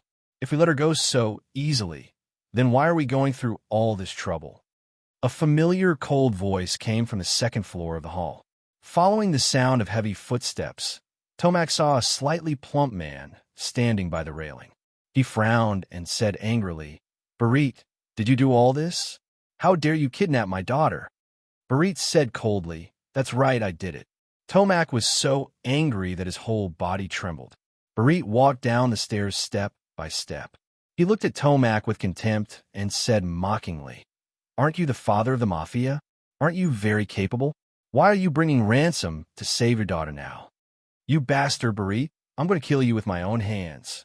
Tomac's eyes were burning with anger. Unfortunately, I won't give you the chance. Barit sneered and waved his hand. Fitch, who was behind him, took out a contract from his briefcase and handed it to Tomac. What is this? Tomac raised his head arrogantly. Barit's lips curled into a complacent smile. This is a property transfer agreement. After you sign this agreement, all of your property, including your castle and your family members, will be mine. Don't even think about it. I won't sign this agreement. Tomac refused immediately. It's fine if you don't want to sign it. Barit waved his hand. Victor pulled the trigger and aimed the pistol at Xia Dong's head. Tomac's face turned ugly. He stared at Barit fiercely like a raging lion, ready to pounce and bite Barit's throat at any time. Barit was intimidated by Tomac's ferocious eyes. He was timid for a second, but he quickly calmed down. Now that he had something on Tomac, the one who should be afraid should be Tomac, not himself. Hurry up and sign it, Barit urged coldly. Tomac took the agreement and carefully read the terms on it. This was a property transfer agreement in the name of donation. To put it bluntly, Barit was using the cover of legality as a cover to take away all of his property. Tomac's eyes were filled with rage and hatred. He read the contract very carefully and tried to stall for time. However, Barit saw through his intentions and gave Fitch a look. Fitch quickly walked in front of Xia Dong and pulled her up from the ground. He pointed the dagger at her stomach and said coldly, I'll give you 1 minute. If you don't sign it, I'll kill her child first. Xia Dong said anxiously, No, don't hurt my child. Mika Keto's eyes narrowed and his expression changed. He clenched his fists tightly. Let her go. Fei Chi sneered. 50 seconds left. Tomac's eyes showed signs of struggle. His hand that was holding the pen began to tremble. Barit laughed proudly. Tomac, hurry up and sign it. Otherwise, you won't be able to see your cute daughter and grandson. 40 seconds left. Fei Chi reminded coldly. Xia Dong shook her head helplessly. Her face was filled with panic and sorrow.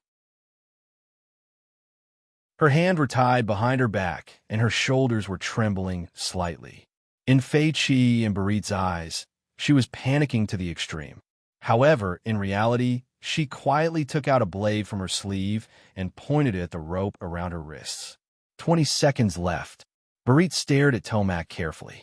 He didn't want to miss the expression on his face. His cold face revealed a hesitant expression. How interesting, Barit mocked. Tomac, don't you love your adopted daughter the most? What? You can't bear to give up all of your property in exchange for her life. 10 seconds left. Mika Keto clenched her fists and couldn't help but call out, Adoptive father.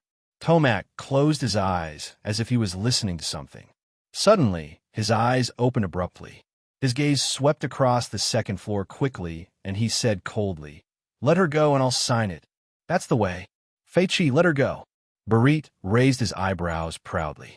A treacherous smile appeared on his slightly plump face. It made people feel as disgusted as if they had swallowed a fly. Tomac held the pen and placed the tip of the pen on the blank space where the signature should be. He didn't put the pen down for a long time. Barit was impatient. Tomac, you old bastard. Hurry up and sign it. Tomac raised his head abruptly.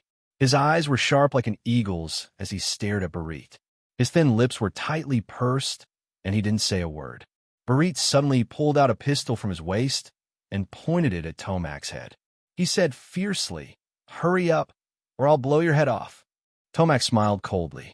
"You're the one who's going to get your head blown off, Barit."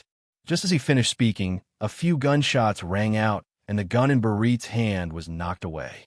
The other assassins were shot and fell to the ground. Barit shouted loudly, "Hurry up and kill them." Xia Dong suddenly jumped up from the ground and grabbed Fei Qi's wrist with both hands.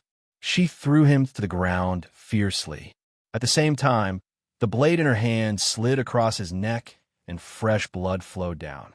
Fei Qi stared at Xia Dong with his eyes wide open. Until his death, he still couldn't understand how this woman could suddenly explode with such strength. A group of men in black suits suddenly rushed out from all directions and surrounded the railing on the second floor. They aimed their black muzzles at the people in the hall. Barit pointed at Tomac and the others and shouted, "Kill them all. Don't leave a single one alive." No one made a move. Barit was furious. "What's wrong with you guys? Hurry up and kill them."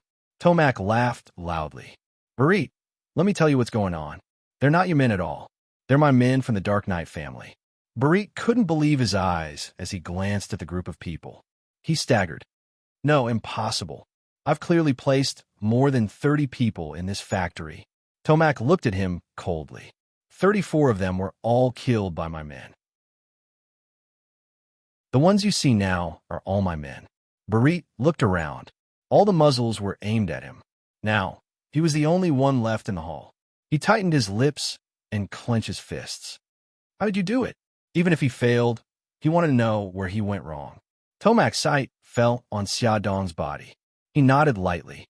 Xia Dong suddenly lifted her clothes. Her bulging belly could be seen. Barit was puzzled. Suddenly, he saw her grabbing her stomach tightly with both of her hands and tearing it apart. A soft thing that looked like human skin was torn off. She threw that thing on the ground. Her belly had returned to its original smooth and flat state. Barit was shocked. You're not Xia Dong."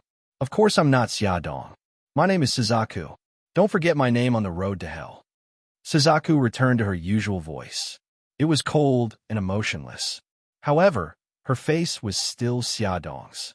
This was the result of her disguise. It could only be washed off with a special potion. Barit's eyes widened. No wonder you're so good at fighting." He saw how she took Fitch's life with just one move. It was only at this moment that Barit realized that he had fallen into the other party's trap. He gritted his teeth in hatred. Suzaku kicked away the fake skin that was made of resin. It felt no different from a real person's skin. A small tracking device was revealed. She said coldly, "It's this thing that exposed your hiding place." Tomac continued, "Before your people set up an ambush in this factory, my people had already set up an ambush inside. When Shun and I walked in here, they began to replace your people one by one. So, the reason why you're dealing with me is to stall for time so that you can replace them all?" "Correct." Tomac smiled eerily. "Barit, you've been scheming against me. Now that you've failed miserably, what last wishes do you have? Tell me. Maybe I'll be kind and help you fulfill them." Barit's eyes flashed coldly. "Who said that I've failed miserably? I still have one last move. At worst, we'll die together." Unknowingly, an MP4-like thing appeared in his hand. His thumb pressed on the red button, and he said coldly, "This is the detonator. I've already asked my people to bury a bomb in this factory. The bomb's power is enough to destroy the buildings within a kilometer radius. As long as I press the button, you'll all have to go to hell with me." "So?" Tomac shrugged, looking as if he did not think much of it. Barit held the detonator tightly. "Let me go and we'll forget about this." Tomac crossed his arms and said indifferently, "Impossible." Barit was furious. He said fiercely, "I'll give you 1 minute to consider. Otherwise, I'll detonate the bomb." Tomac sneered. "There's no need to consider. You can detonate the bomb now." Barit held the detonator and didn't move. He was the one who asked his people to bury the bomb. He knew how powerful it was. He still had a last hope that it could threaten Tomac. "What's wrong? You don't dare to press the button?" If you continue to hesitate, my people will immediately blow your head off. At that time, we'll see if you're faster than my people." Tomac sneered. Click, click. In the spacious hall, the sound of bullets being loaded could be heard. The sound was uniform. Barit knew that there were dozens of guns aimed at him. He clenched his teeth and made up his mind to die together with them. He closed his eyes and pressed the button. It was quiet all around. There wasn't the explosion that he expected, nor was there the pain that he imagined. Barit opened his eyes in disbelief. He looked around stiffly. The black muzzles were still pointed at him. What was different was that everyone had a mocking smile on their faces. Tomac spread out his hands. "Barit, I'm sorry to disappoint you. Last night, my people had already defused all the bombs." Barit looked 10 years older in an instant. He staggered a few steps back, and the detonator in his hand fell to the ground. "I've said it before. I'll personally execute you." Tomac took the pistol from his subordinate and aimed at Barit's head. Awesome novel Songshu 566. Chapter 255. Barit's body stiffened. Tomac said coldly, "Don't worry, I won't let you go to hell alone. Soon, your family will be reunited with you." "Don't." Barit's eyes were filled with panic. "Let my family go, and I'll give you whatever you want." Tomac's eyes quickly flashed with a trace of shrewdness. He tilted his head, and Mika Kido took the contract from his subordinate's hand and handed it to Barit. Tomac raised his eyebrows. "Barit, old friend, we have the same idea. This is also a property transfer agreement, but the transfer is not me, but you." Barit clenched his teeth. "Okay, I'll sign it, but you have to promise that you won't hurt my family." Tomac raised his palm. "I swear to God that I won't hurt your family." Barit picked up the pen and stared at the blank space where the signature was. His fingers trembled as he wrote his name.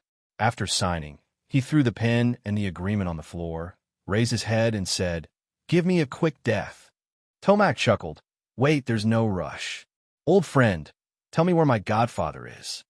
Barit was already disheartened, so he didn't hide those things anymore. He didn't come to Italy this time. There are 3 young people working for him, named Wild Wolf, Nightingale, and Firefox. "Do you know where these 3 people are? I can contact them." Tomac raised his chin. "Give him a call." The subordinate handed a phone to Barit, but Barit shook his head. "This is an unknown number. He won't answer." Mika Kido's gaze quickly swept across the hall and finally landed on Fei Chi's body. Just as he was about to walk over, Suzaku was 1 step ahead of him. She strode to Fei Chi's side, took out a phone from his pocket, and said coldly, "Catch." Barit raised his hand and took the phone that Suzaku tossed to him. He skillfully dialed a string of numbers. The phone rang 3 times, and a low voice entered his ears. "Fei Chi, how's the matter going?" Barit paused, raised his head, and saw many pairs of cold eyes. He swallowed his saliva and said, "It's me. Things are going well, Wild Wolf. I plan to hold a celebration party at the castle tonight. The 3 of you must be there." "Of course, when is it?" 8 in the evening. "Okay, we'll be there on time." After the call ended, Tomac's eyes locked. "Barit, what are you planning this time?" Barit said, I'm. You're worried that I'll do something? If I directly ask them where they're hiding, they will definitely be suspicious. Wouldn't it be better to invite them to the castle to participate in the celebration banquet and make your move then? Tomac snorted coldly. "It's very good, but then you'll have to leave your life until after 8 o'clock tonight." If he killed Barit and got someone to disguise as him, he might not be able to fool Wild Wolf. So Tomac decided to keep Barit alive for the time being. Mika Kido had fought with Wild Wolf before, so she knew how cunning he was. In order to not arouse his suspicion, they burned down the entire factory after they left. Even if Wild Wolf found them, he would only see ruins and burnt corpses. He wouldn't be able to tell if they were from the Yuri's family or the Dark Knight family. Mika Kido put an ankle-like electronic monitoring device on Barit's ankle and warned him, "This ankle-like device has an electronic monitoring function, and it's also a bomb. If you remove it by force, the bomb will explode immediately." Barit's face was ashen. "I've already fallen into your hands. Of course I won't play any more tricks." For the sake of caution, only a few people knew that Barit was captured. Even Xia Dong and Mika Keto didn't tell them. They planned to tell her after they captured Wild Wolf and the other two. Mika Keto and Suzuka hid in Barit's car and entered his castle.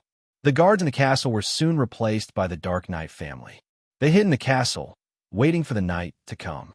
In the evening, the castle was brightly lit. The whole castle was shrouded in bright lights, looking mysterious and charming. A banquet was being held in the hall. Everyone was wearing beautiful clothes and drinking wine. Barit was wearing a tuxedo, and he was gracefully thanking the guests. Mika Keto and Suzaku had disguised themselves. Mika Keto was holding Suzaku's waist. They were dancing in the hall, but they were secretly paying attention to the guests in the hall. The banquet had been going on for half an hour, but Wild Wolf and the other two were still nowhere to be seen. Mika Keto's eyes darkened. Could it be that the three of them had sensed that something was wrong and were hiding? While she was pondering, the butler led the three guests into the hall. The man in front was about 30 years old. He was wearing a black suit, and his face was cold. Behind him was a man and a woman. The man was handsome, but there was a hint of evilness in his eyes. The woman was wearing a fiery red evening dress. Her hair was tied up high, and she looked charming and charming. Suzaku moved closer to Mika Keto's ear with a faint smile on her face. In the eyes of outsiders, they looked like a couple. She whispered, "I know that woman. She's Wahoo." In the circle of killers in a city, there weren't many female killers. The top ones were Suzaku and Wahoo. They had met once before. Mika Keto whispered, "Keep an eye on Barit and act according to the situation." "Got it." The dance music just ended. Mika Keto let go of Suzaku's waist and nodded to her with a faint smile. She also smiled and nodded. The two of them walked into the crowd like other dance partners. Mika Keto aimed at Barit. She saw him leading Wild Wolf and the other two to the side hall, while Suzaku held a cocktail in her hand and walked gracefully through the crowd. It was very quiet in the side hall. Barit led Wild Wolf and the other two into the hall and said with a smile, "Thanks to the help of the three of you, I was able to get rid of Tomac." Wild Wolf nodded faintly.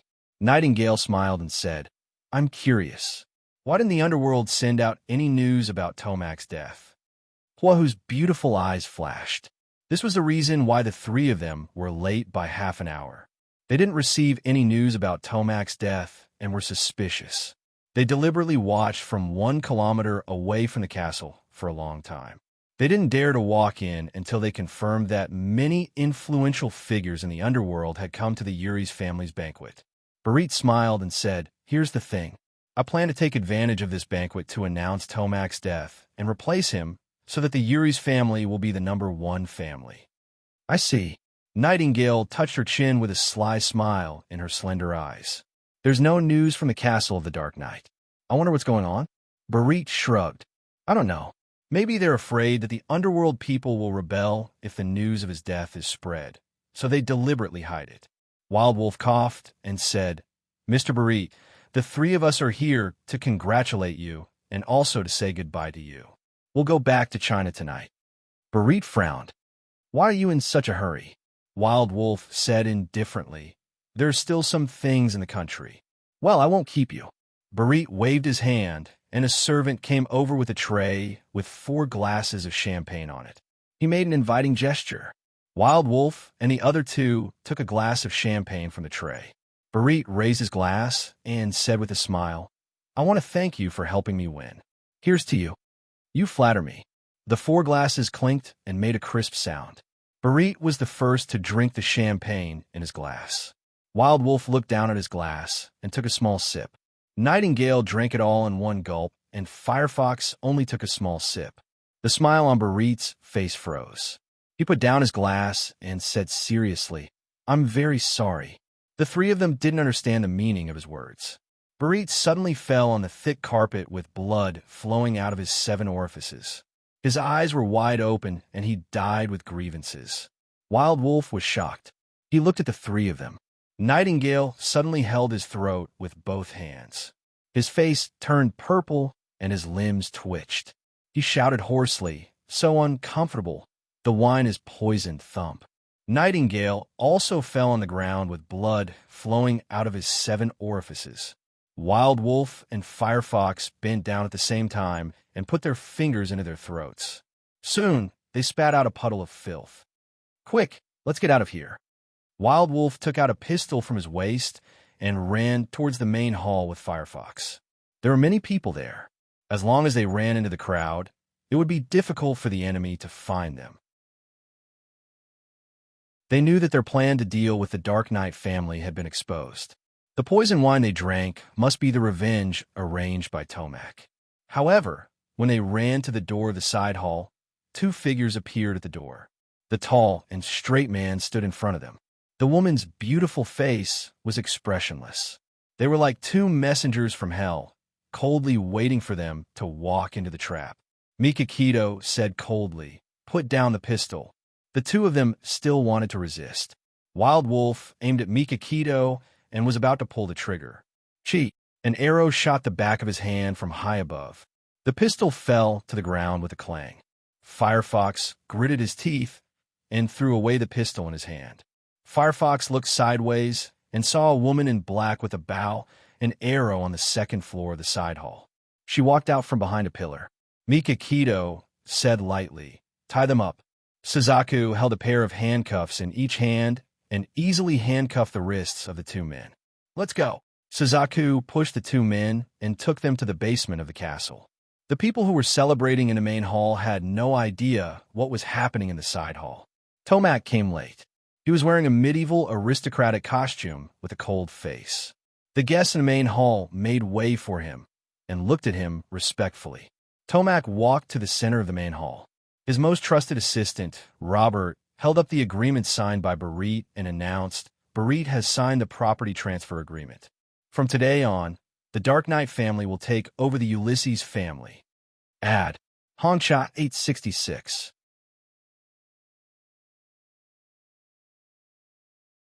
Chapter 256.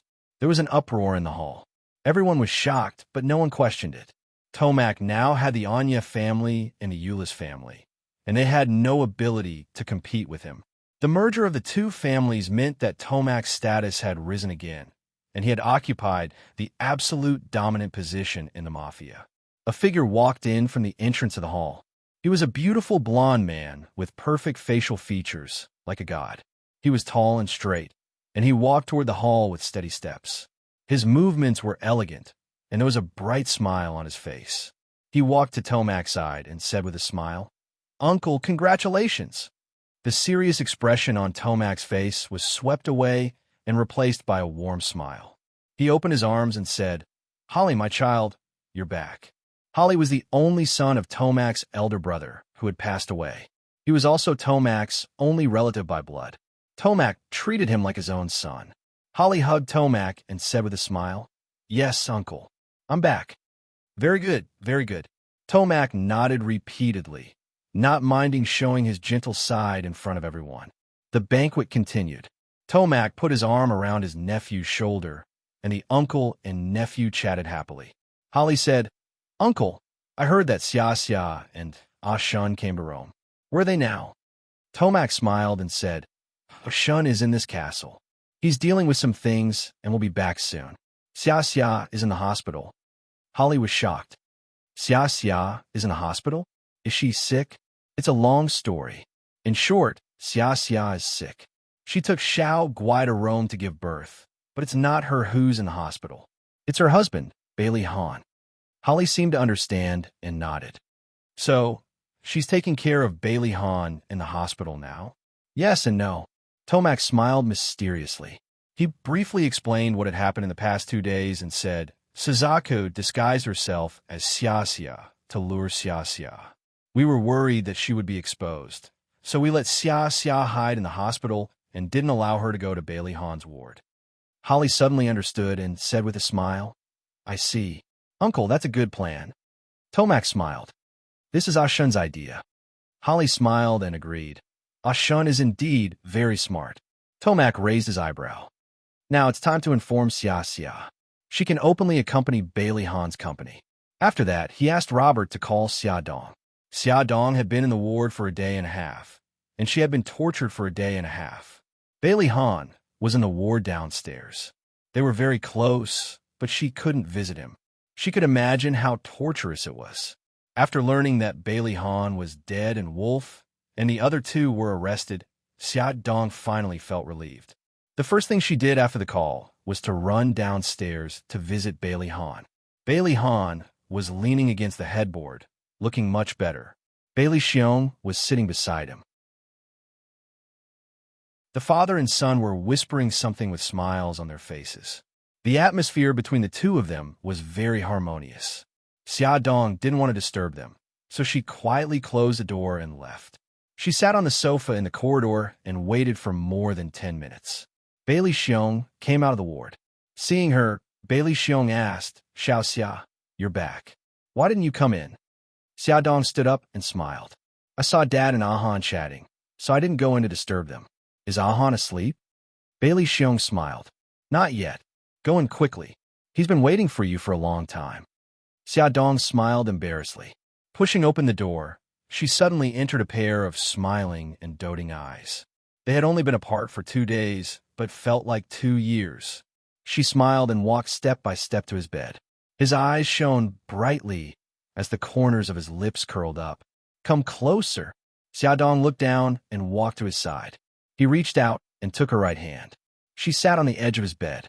Bailey Han shifted his body and pulled her into his arms. He hugged her tightly and said gently, "Why are you only back now?" Xia Dong leaned against this familiar chest. Her heart was full. She hugged his waist with both hands and said softly, "Xiao Guai wants me to spend more time with her." They had kept Barit's matter from Bailey Han. They had pretended that Xia Dong had been accompanying Xiao Guai in the castle for the past 2 days because they didn't want him to worry. Bailey Han lowered his head and kissed her cheek. "Wifey, I have a lot to say to you." She rubbed against his chest like a cat. "Okay, tell me. I'm listening." He tightened his arms and hugged her tightly. His voice was a little low. "Wifey, I've actually loved you for a long time. I've also waited for you for a long time." Xia Dong raised her chin and looked at him in confusion. A smile appeared in his eyes.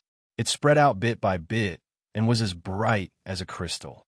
He looked into her eyes seriously and said slowly, "I fell in love with you 5 years ago.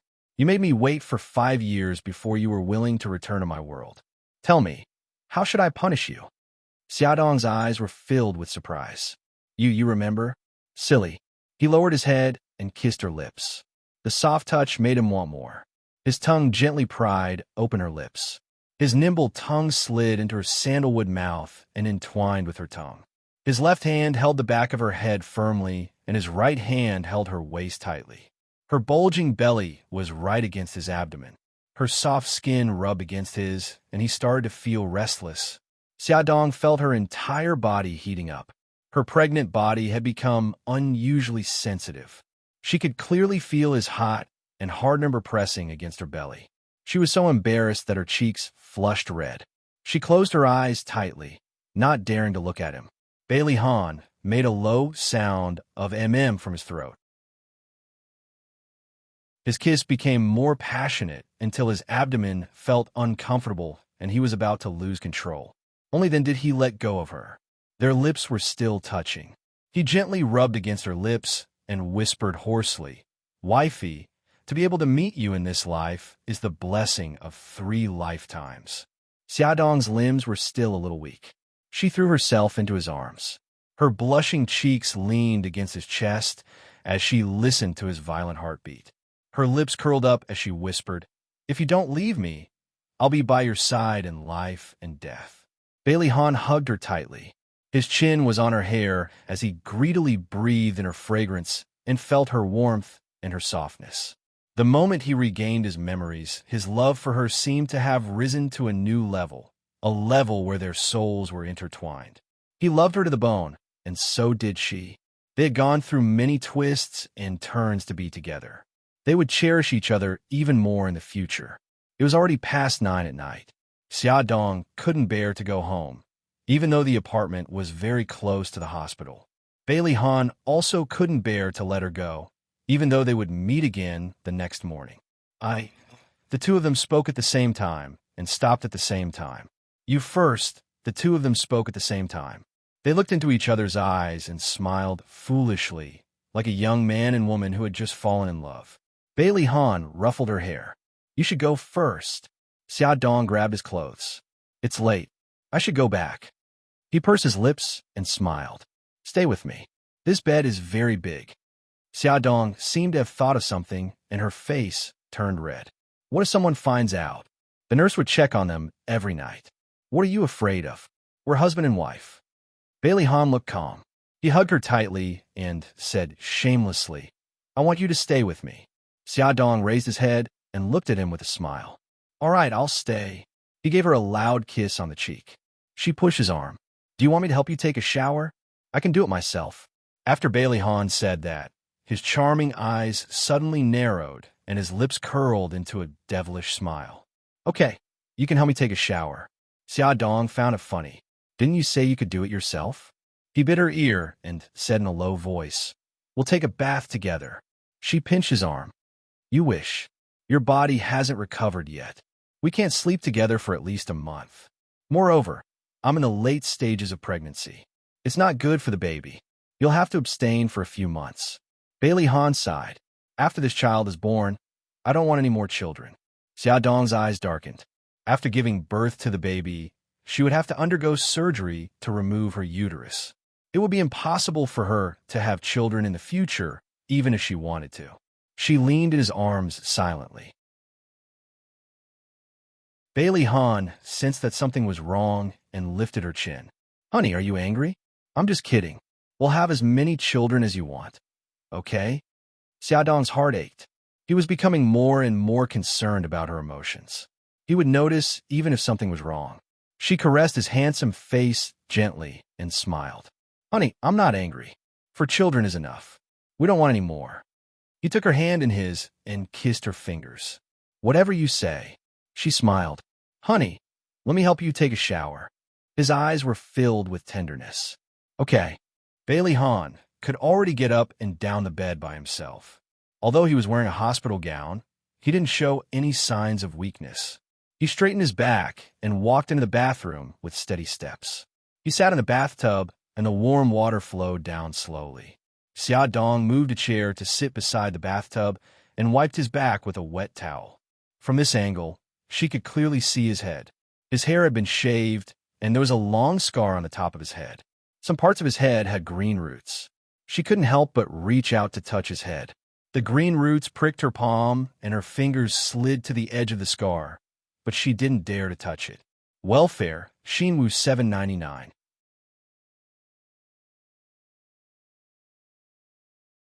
Chapter 257. Bailey Han chuckled. "Do I look ugly right now?" "Not ugly, very handsome. It's the most handsome hairstyle I've ever seen." Xia Dong's eyes were filled with tears. Bailey Han smiled happily.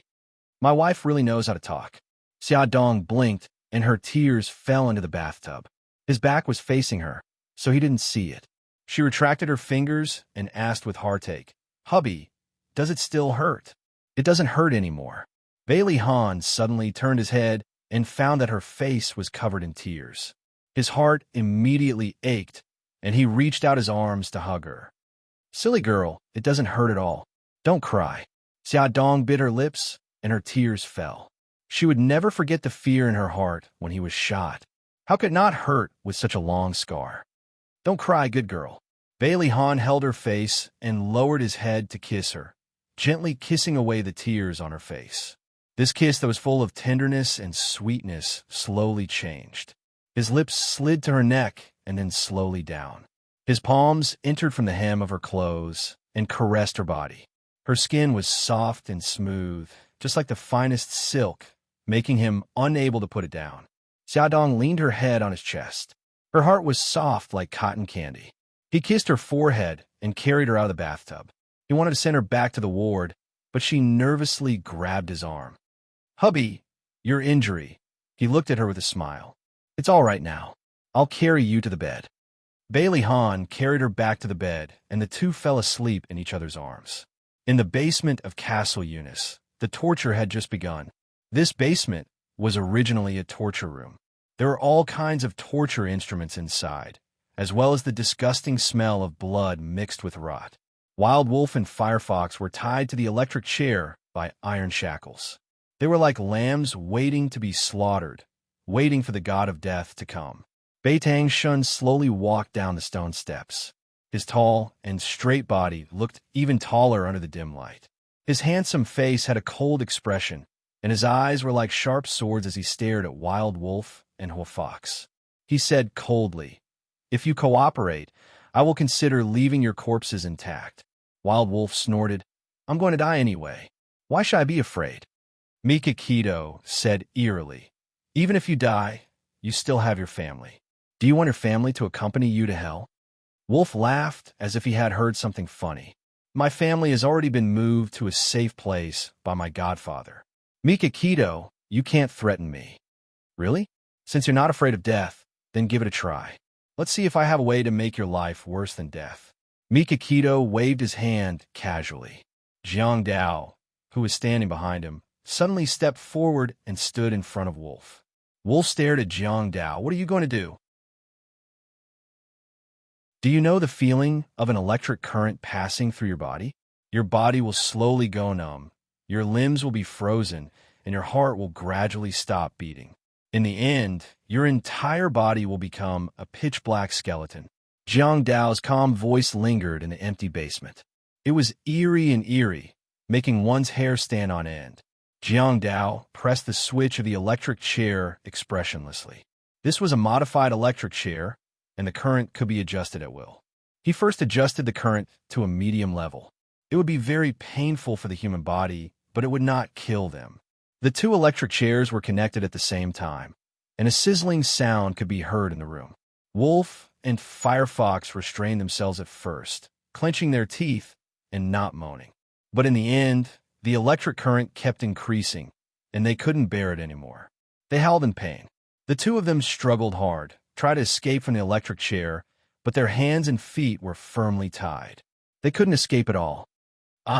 Their painful howls were very shrill. Their bodies were even emitting white smoke, and their clothes were burning. The smell of burnt meat filled the air, and their bodies were being roasted at a speed visible to the naked eye. They were like mutton skewers that were being roasted on a street stove. It hurts. Wolf and Firefox had begun to roll their eyes, and their bodies were trembling violently, as if they were about to suffocate. Jiang Dao suddenly adjusted the electric current to the minimum and said coldly, "How many layers does Godfather have? How can we find him?" The trembling of their bodies lessened, and they could barely breathe. Wolf raised his head, sweating, and stared at Jiang Dao with eyes full of hatred. "Kill me." Jiang Dao sneered. "It's boring to kill you. I haven't had enough fun yet." He suddenly turned his head and looked at Firefox, who was gasping for breath. "What about you? You don't want to talk?" Firefox lowered her head in embarrassment, and her clothes were soaked with sweat. She gritted her teeth and said, "Kill me or cut me up as you wish." Jiang Dao clapped his hands. "So you two are tough guys. Don't worry, I won't let you down." He waved his hand, and his men pushed a small cart from a distance to Jiang Dao. The cart was covered with a white cloth. Jiang Dao suddenly tore off the white cloth and threw it on the ground. The things placed on the cart suddenly came into everyone's sight. Chisels, hammers, daggers, scissors, scalpels, iron hooks, and other tools were placed side by side on the stainless steel plate. The surface of these tools was mottled with a layer of dark red, and it was impossible to tell whether it was rust or blood. Seeing these things, it was not difficult to imagine what kind of torture was waiting for them. Wolf and Firefox, who were already badly mutilated, could not help but shudder. However, since they were going to die anyway, they just had to grit their teeth and hold on, and then they would get through it. The same thought came to their minds. Jiang Dao slowly put on a pair of rubber gloves and said to himself, "I don't like to stain my hands with blood." After putting on the gloves, he put on a rubber apron, picked up a chisel and a hammer from the cart, and slowly walked to Wolf. At this time, he was like a perverted butcher in a horror movie, approaching his prey step by step. Jiang Dao coldly stared at Wolf. "You have one more chance." Wolf clenched his fists tightly and used silence to express his attitude. Jiang Dao pursed his lips and sneered. Wild Wolf, do you want to know what your brain tastes like after it's fried? At the same time, a man in a chef's uniform pushed a dining cart into the basement.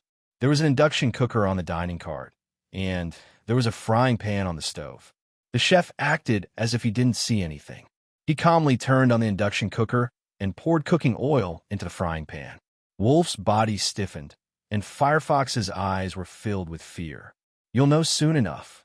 Jiang Dao's lips curved into a sinister smile. He picked up the chisel with his left hand and put it on Wolf's head. The sharp part of the chisel was close to Wolf's scalp. He held the hammer in his right hand and hit the chisel hard. Wolf howled in pain. Blood flowed down from his forehead and dripped on the floor. He was in so much pain that he struggled violently, wishing he could bite off his tongue. However, before he could carry out his plan, a bodyguard rushed over and stuffed a pair of braces into his mouth, making him beg for death. Firefox trembled all over. Seeing Wolf's situation, she thought of her own fate and almost fainted. Bang! Jiang Dao hit the chisel again, and the chisel drilled into Wolf's skull. He said coldly, "Now I've opened your skull. Next, I'll cut off your skin with a scalpel, cut off a part of your brain, and fry it in the pan." The wild wolf let out a shrill scream as his body struggled violently. The scalpel cut open his scalp bit by bit, just like a watermelon that had its stem twisted open. The scalp on the top of his head was also twisted open by the scalpel, revealing a white, tofu-like thing. Mika Keto was sitting in a chair 20 or 30 meters away from them, like a high and mighty emperor. She looked at this cruel and bloody scene calmly, without blinking her eyes. Wolf rolled his eyes. Every time he was about to faint, someone would inject him with medicine to keep him awake and suffer inhumane torture. Welfare, Shinwu 799.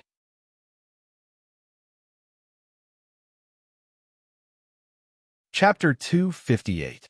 The crotch of Wolf's pants was soaked, and a warm stream flowed down his legs and gathered under the electric chair. He couldn't bear the pain and incontinence. Seeing her former companion in such a sorry state and in such pain, Huahu's eyes were covered with a layer of mist. She clenched her teeth and stared at Jiang Dao. Jiang Dao didn't care at all. He threw the scalpel into the iron plate, picked up a small dagger, and said lightly, "Next, I'm going to cut off a third of your brain.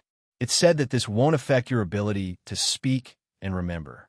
The oil in the frying pan was boiling as if it was singing a song, waiting for the third of Wolf's brain to roll into the boiling oil.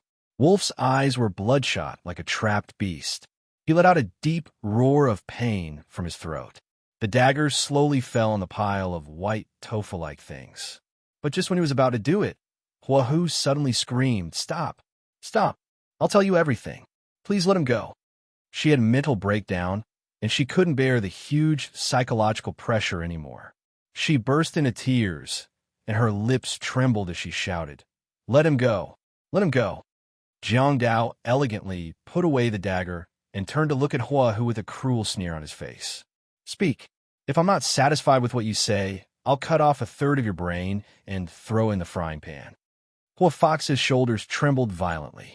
As an assassin, she had seen many cruel scenes and many tragic scenes of torture. However, this was the first time she had seen such a cruel and inhumane interrogation. She tried to calm herself down and slowly said, "I'll tell you everything I know." "Very well." Jiang Dao put the dagger back into the iron plate, tore off his bloody gloves, and threw them on the floor. "How many lairs does Godfather have in China?" Huahu's teeth were still trembling. "I only know 2. One is the villa in Mountainside, and the other is in Repulse Bay." Mika Kito's eyes turned cold. The villa in Repulse Bay was the place where they broke in and massacred the Godfather. Under the dim light, his face was gloomy and his voice was cold as if it came from hell. "What's the specific address of the villa in Mountainside City?" "Area A, number 12. Mika Kito leaned back and waved his hand. Suzaku, who had been standing behind him, leaned forward and whispered in her ear, "Send Godfather's address to a city and get someone to keep an eye on him." "Understood." Suzaku quietly exited the basement and relayed Mika Kito's orders to the people left behind in the country. Then, She quietly returned behind him. Jiang Dao asked again, "How do you usually contact your godfather?" "Godfather has a phone number. When you call it, you'll be reminded that it's an empty number. Then, Godfather will call us. So, only Godfather can contact you. You can't contact him. If Godfather didn't call back, they couldn't contact him at all." Huahu said, "You can say that." She paused and glanced sideways at Wolf, who seemed to be in a coma and had a bloody head. Maybe Wolf knows more. He's the most trusted person of Godfather. Jiang Dao said coldly, "Bring me water." A bodyguard brought a basin of cold water. Jiang Dao took the basin, aimed at Wolf's body, and suddenly splashed it. The cold water washed down from his head, and blood mixed with the water flowed all over the ground. Wolf coughed and woke up. The severe pain made his face twist. Huahu looked at him with tears in her eyes. "Wolf, give up. Don't be stubborn.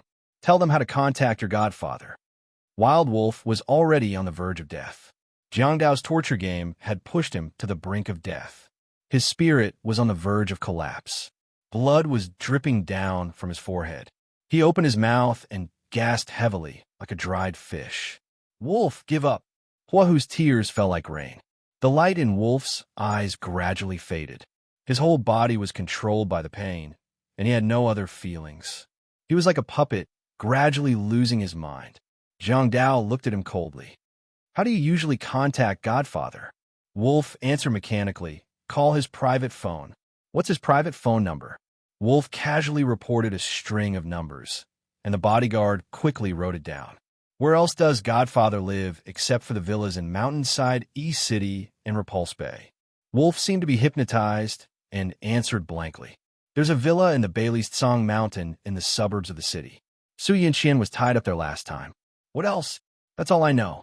Mika Keto raised her hand, and Jiang Dao temporarily stopped asking questions.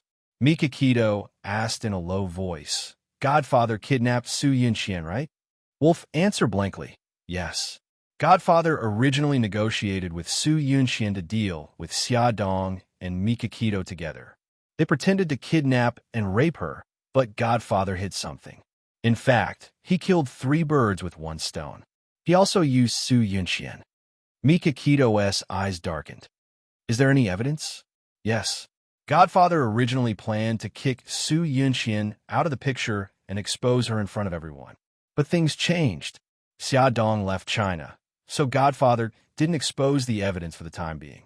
"Where's the evidence?" "It's on my computer. Godfather asked me to take care of it. I'll release it to the public at the right time."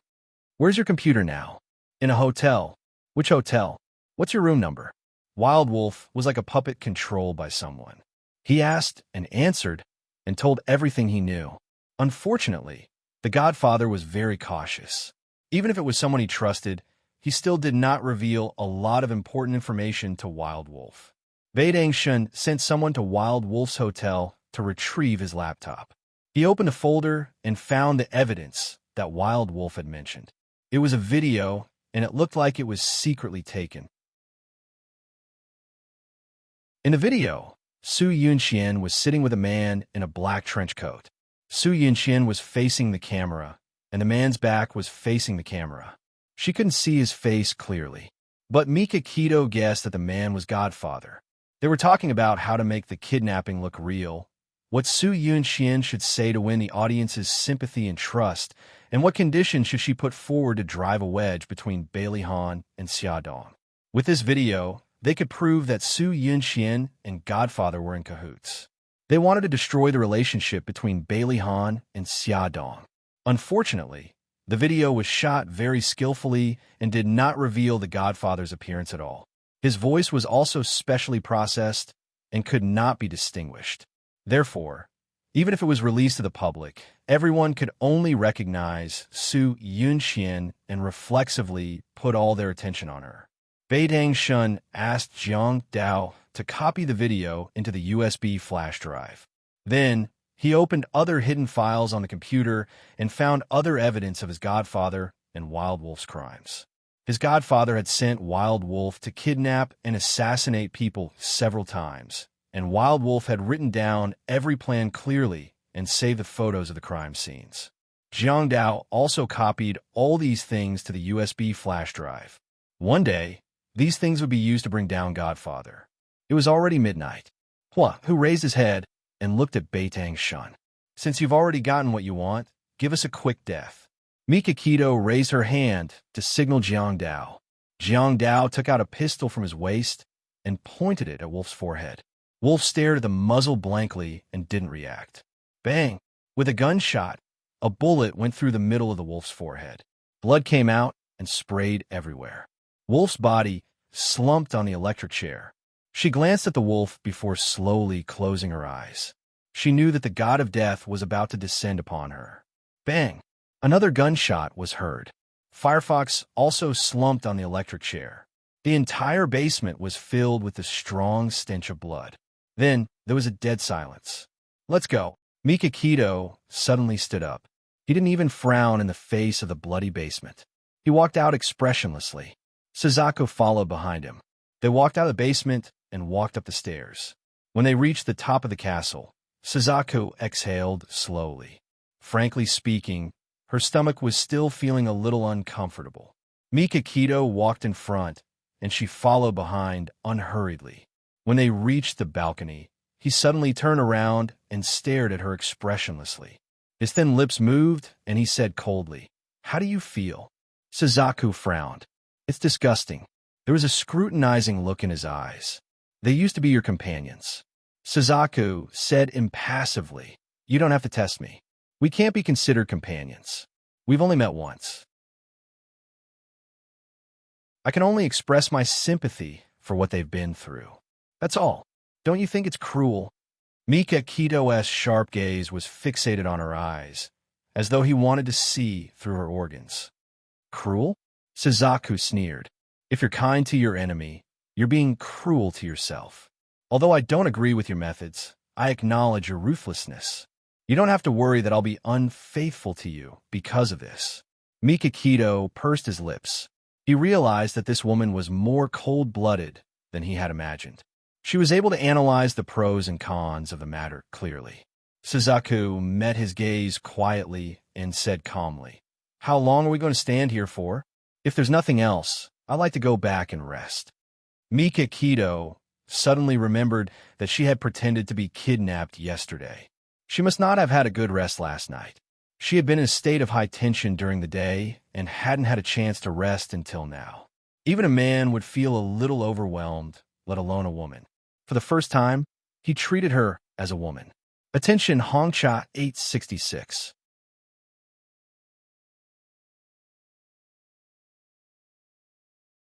Chapter 259.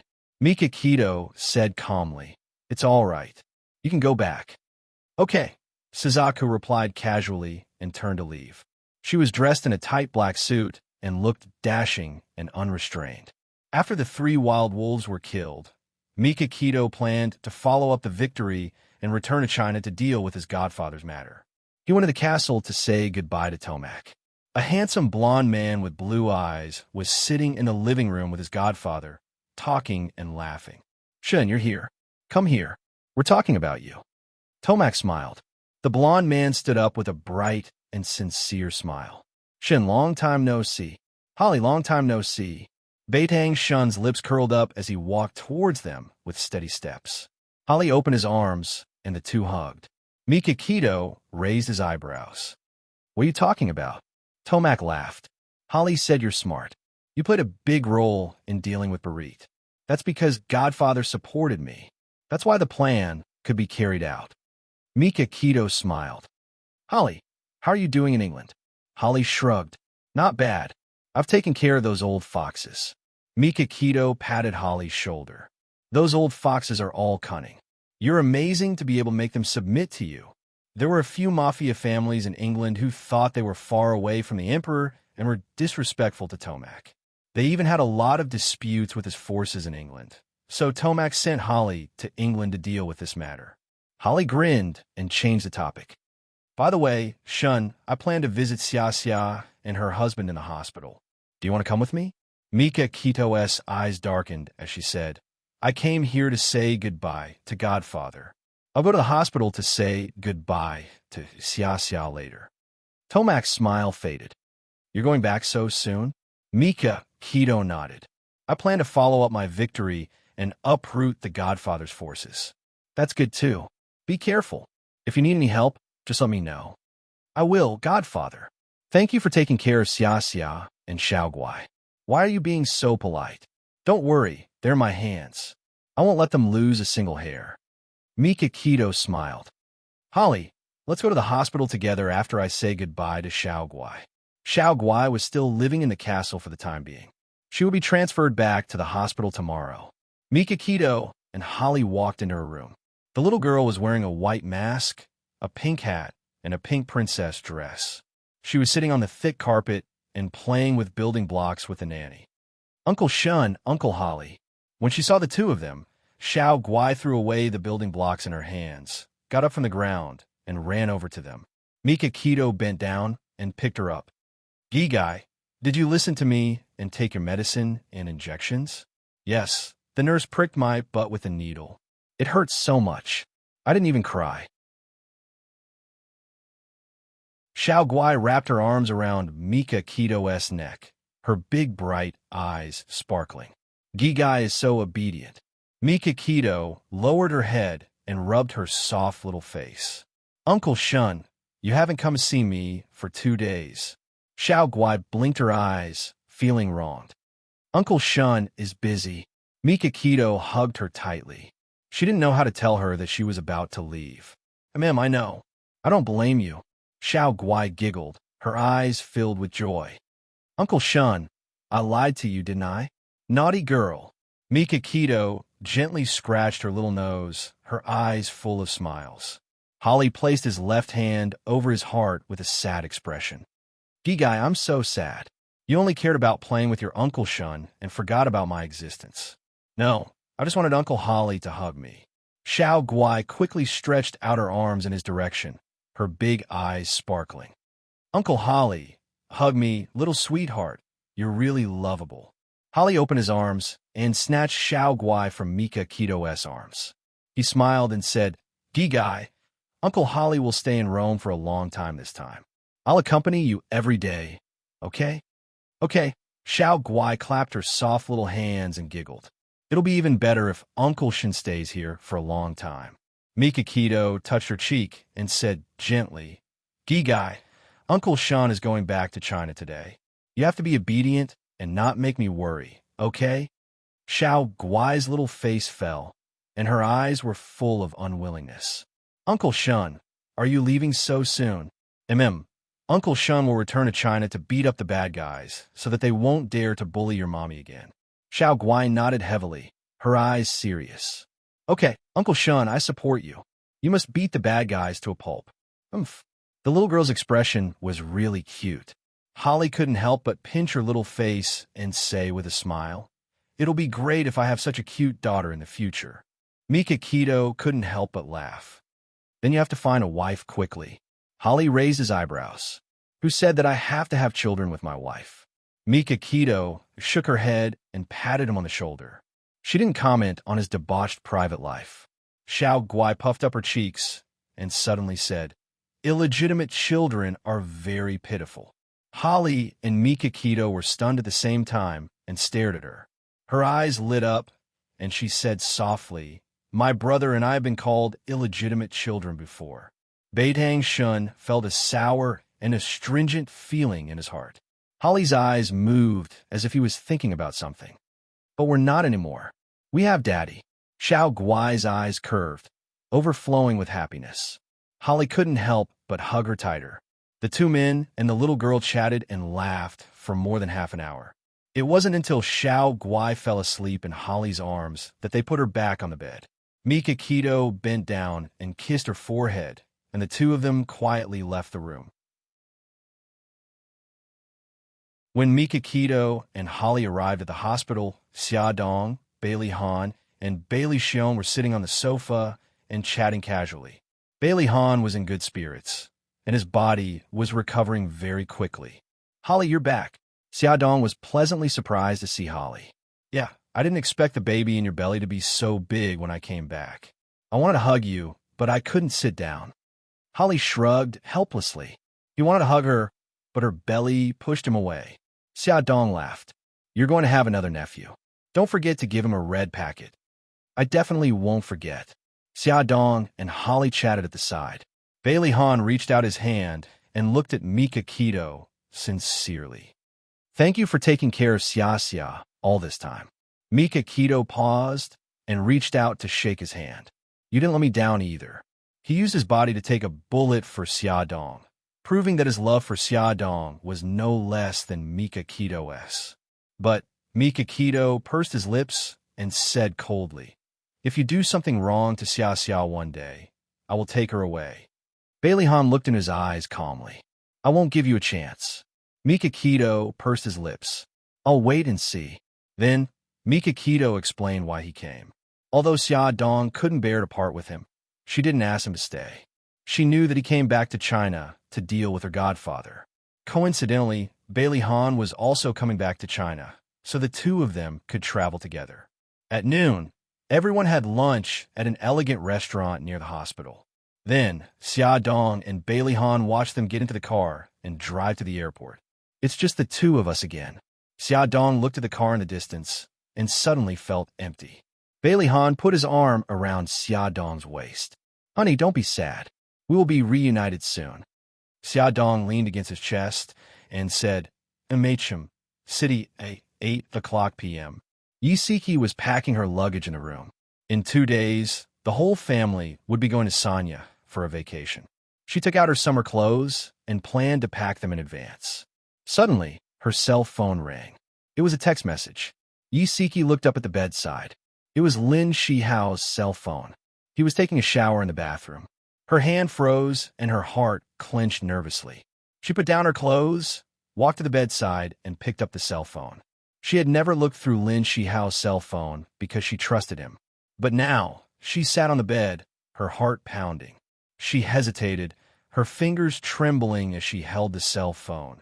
The sound of running water in the bathroom became softer. Lin Shihao would come out of the shower soon. She made up her mind and turned on the cell phone. She easily cracked his password. It was her birthday. She opened her inbox. It was a text message from Bai Meiwei. She didn't open it to read, but the main content of the message was displayed at the bottom. Senior, I want to talk to you. Meisei Bar, 9:30 p.m. Be there or be square. Yisiki's fingers suddenly clenched. She felt very conflicted. She looked through the other messages, but couldn't find any more from Bai Meiwei. She didn't know if she really didn't send any messages or if Lin Shihao had deleted the messages. The sound of running water stopped. Yisiki quickly put the cell phone back on the bedside table. Lin Shihao walked out of the bathroom in a bathrobe. He held a towel in his hand and wiped his hair as he said, Honey, are you done packing? I'm almost done. Yisiki put the clothes into the suitcase and tried to make her voice sound calm. I heard your cell phone ring just now. Check if someone sent you a text message. Okay. Lin Shihao took the cell phone. Yisiki pretended to pack the luggage and secretly glanced at him. She saw his expression change after he turned on his cell phone. She quickly retracted her gaze and zipped up the suitcase. She smiled and asked, Who's looking for you? Lin Shihao deleted the text message. He paused and said, It's Little Wong. He's heartbroken and in a bad mood. He's at Meisei Bar and want me to go over and have a drink with him. Yisiki felt as if she had been splashed with a bucket of cold water. Her heart felt cold. Welfare Songshu 566.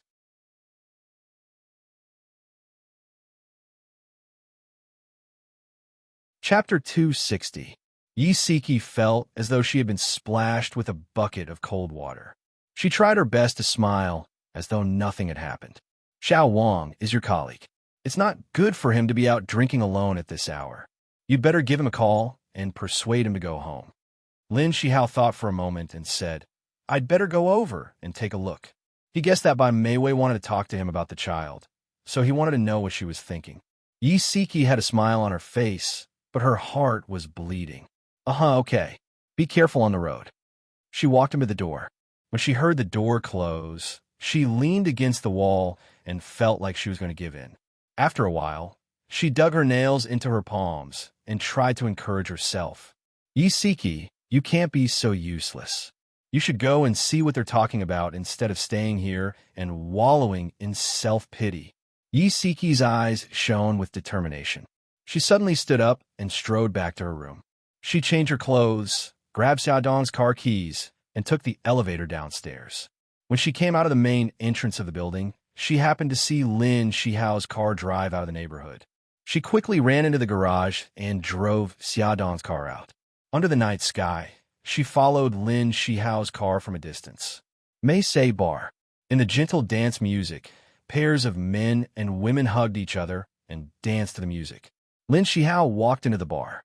After he found by Mei Wei, she pulled him over to sit beside her. He discreetly shifted his butt away from her.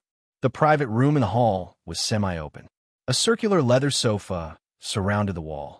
As long as the person next to it stood up, they would be able to see every movement of the person in the private room. Everyone went to the bar to pass the time and rarely peeked into other people's privacy. So when Isiki climbed onto the sofa and peeked in front, she was very eye-catching. It was then that Xiao Tianxing noticed her. Xiao Tianxing sat at the bar and inadvertently looked up. He saw Isiki sprawled on the sofa, staring at a spot 2 rooms away from her. He quickly recognized her and knew that she was Xiaodong's good friend. He curiously followed her line of sight and saw a man and a woman sitting in the same row with their backs to Isiki. From his point of view, the man and woman were facing him. He raised his eyebrows and put down his wine glass as if possessed. He looked at Isiki and the others from afar and guessed that this was a melodramatic play of a wife catching her husband cheating on her with a mistress. Lin Shihao glanced at the silent Bai Mei Wei. Mei Wei, have you thought about the child? Bai Mei Wei nodded her head. I've already thought it through. I'll follow your advice and give up on the child. But you have to promise me one thing. Lin Shihao said in a low voice, Tell me. Bai Mei Wei tilted her head to look at him. Her eyes were filled with complex emotions as she slowly said, Senior, give me a month's time. Within this month, you have to go on 5 dates with me. After a month, I will abort this child. Lin Shihao said, I can give you a month, but I can't go on dates with you.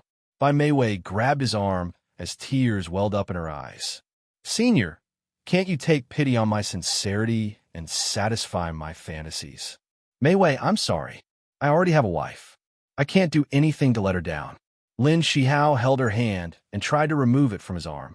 No, Senior. Bai Mei Wei suddenly hugged him tightly. Tears streamed down her face as she said hoarsely, Senior, you've already done something to let sister-in-law down, haven't you? What one more? Besides, I'm only asking you to go on dates with me. I won't do anything else. It's just 5 times. After 5 times, I'll abort the child and won't pester you anymore. Her words pierced Lin Shihao's heart like a needle. His hands and feet instantly turned cold. She leaned her head against his chest and said in a low voice, Senior, it's true. I'm not lying to you. After a month, I'll abort the child. Just give me 5 dates. Her tears flowed onto his clothes.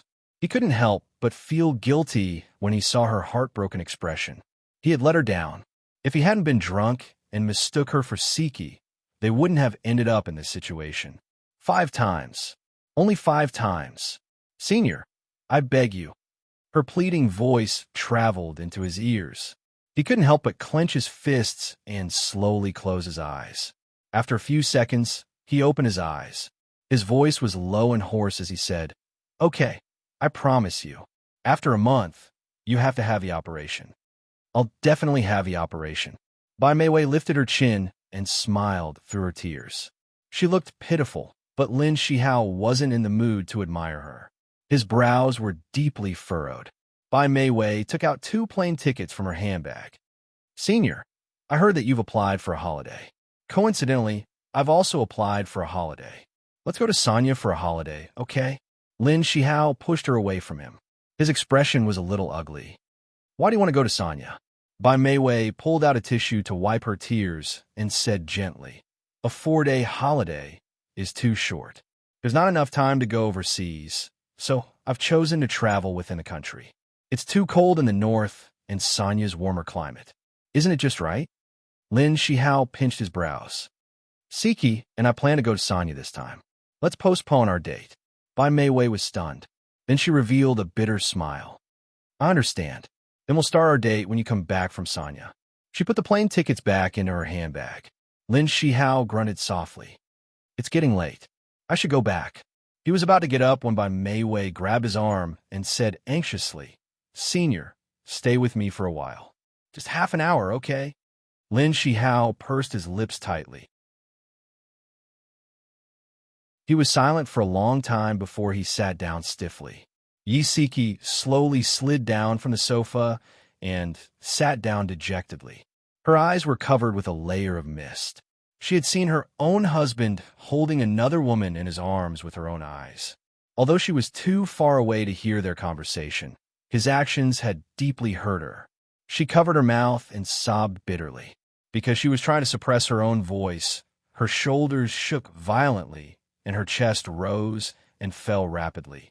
She looked so pitiful that Xiao Tiansheng couldn't help bending over to pull out a tissue and handed it to her. He had originally just wanted to watch the show. Unexpectedly, the more he watched, the more excited he became. He actually walked over to her side.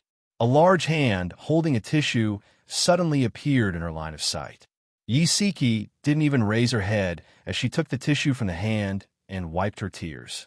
However, the more she wiped, the more her tears flowed. Like an open faucet, she couldn't dry them no matter how hard she tried. Xiao Tiansheng looked at her sorry figure as she lowered her head and wiped her tears. He simply sat down beside her and stuffed the entire box of tissues into her hands. He said calmly, I'll give you this box of tissues. If it's still not enough, I'll get someone to bring you more. Yi Siki pulled out more than 10 tissues and covered her mouth tightly. Her tears flowed silently, and her shoulders shook even more violently. Xiao Tianxing narrowed his eyes as he looked at this woman. He remembered very clearly the first time he saw her. She was like a valiant and formidable heroine who rushed in front of Bailey Han and slapped him in the face. At that time, she was very dazzling. Like a flame, she was full of love. But now, she was heartbroken and was suppressing her heartache. This strong contrast made Xiao Tianxing feel a little uncomfortable. He suddenly grabbed her wrist and dragged her up from the sofa. She was caught off guard and the box in her arms fell to the ground. She looked up with tears in her eyes and saw the tall and straight stranger in front of her. With a sobbing tone, she questioned, What are you doing? Xiao Tianxing frowned and said in a deep voice, Yi Siki, show your power and slap that adulterous couple. Tears rolled down her cheeks. She struggled desperately as if she had gone crazy. Let go of me. Don't meddle in my affairs. I don't even know you. Xiao Tiansheng grabbed her shoulders with both hands and stared coldly into her eyes. Yi Siki, you don't know me, but I know you. You idiot. Instead of crying here, why don't you go up and question your husband?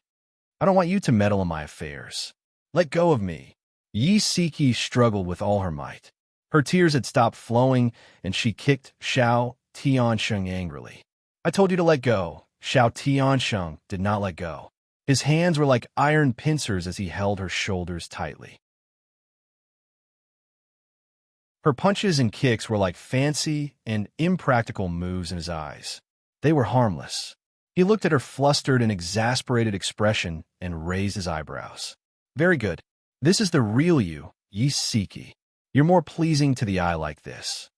Lunatic, Yi Siki was in the midst of being heartbroken, but she was held by a strange man. She listened to his strange words, and her heart burned with anger. She wanted to pounce on him and bite him to death. Xiao Tianxing laughed. Do you want me to accompany you for a drink? Yi Siki's struggling suddenly froze. The sadness that she had temporarily forgotten surged up like a tidal wave.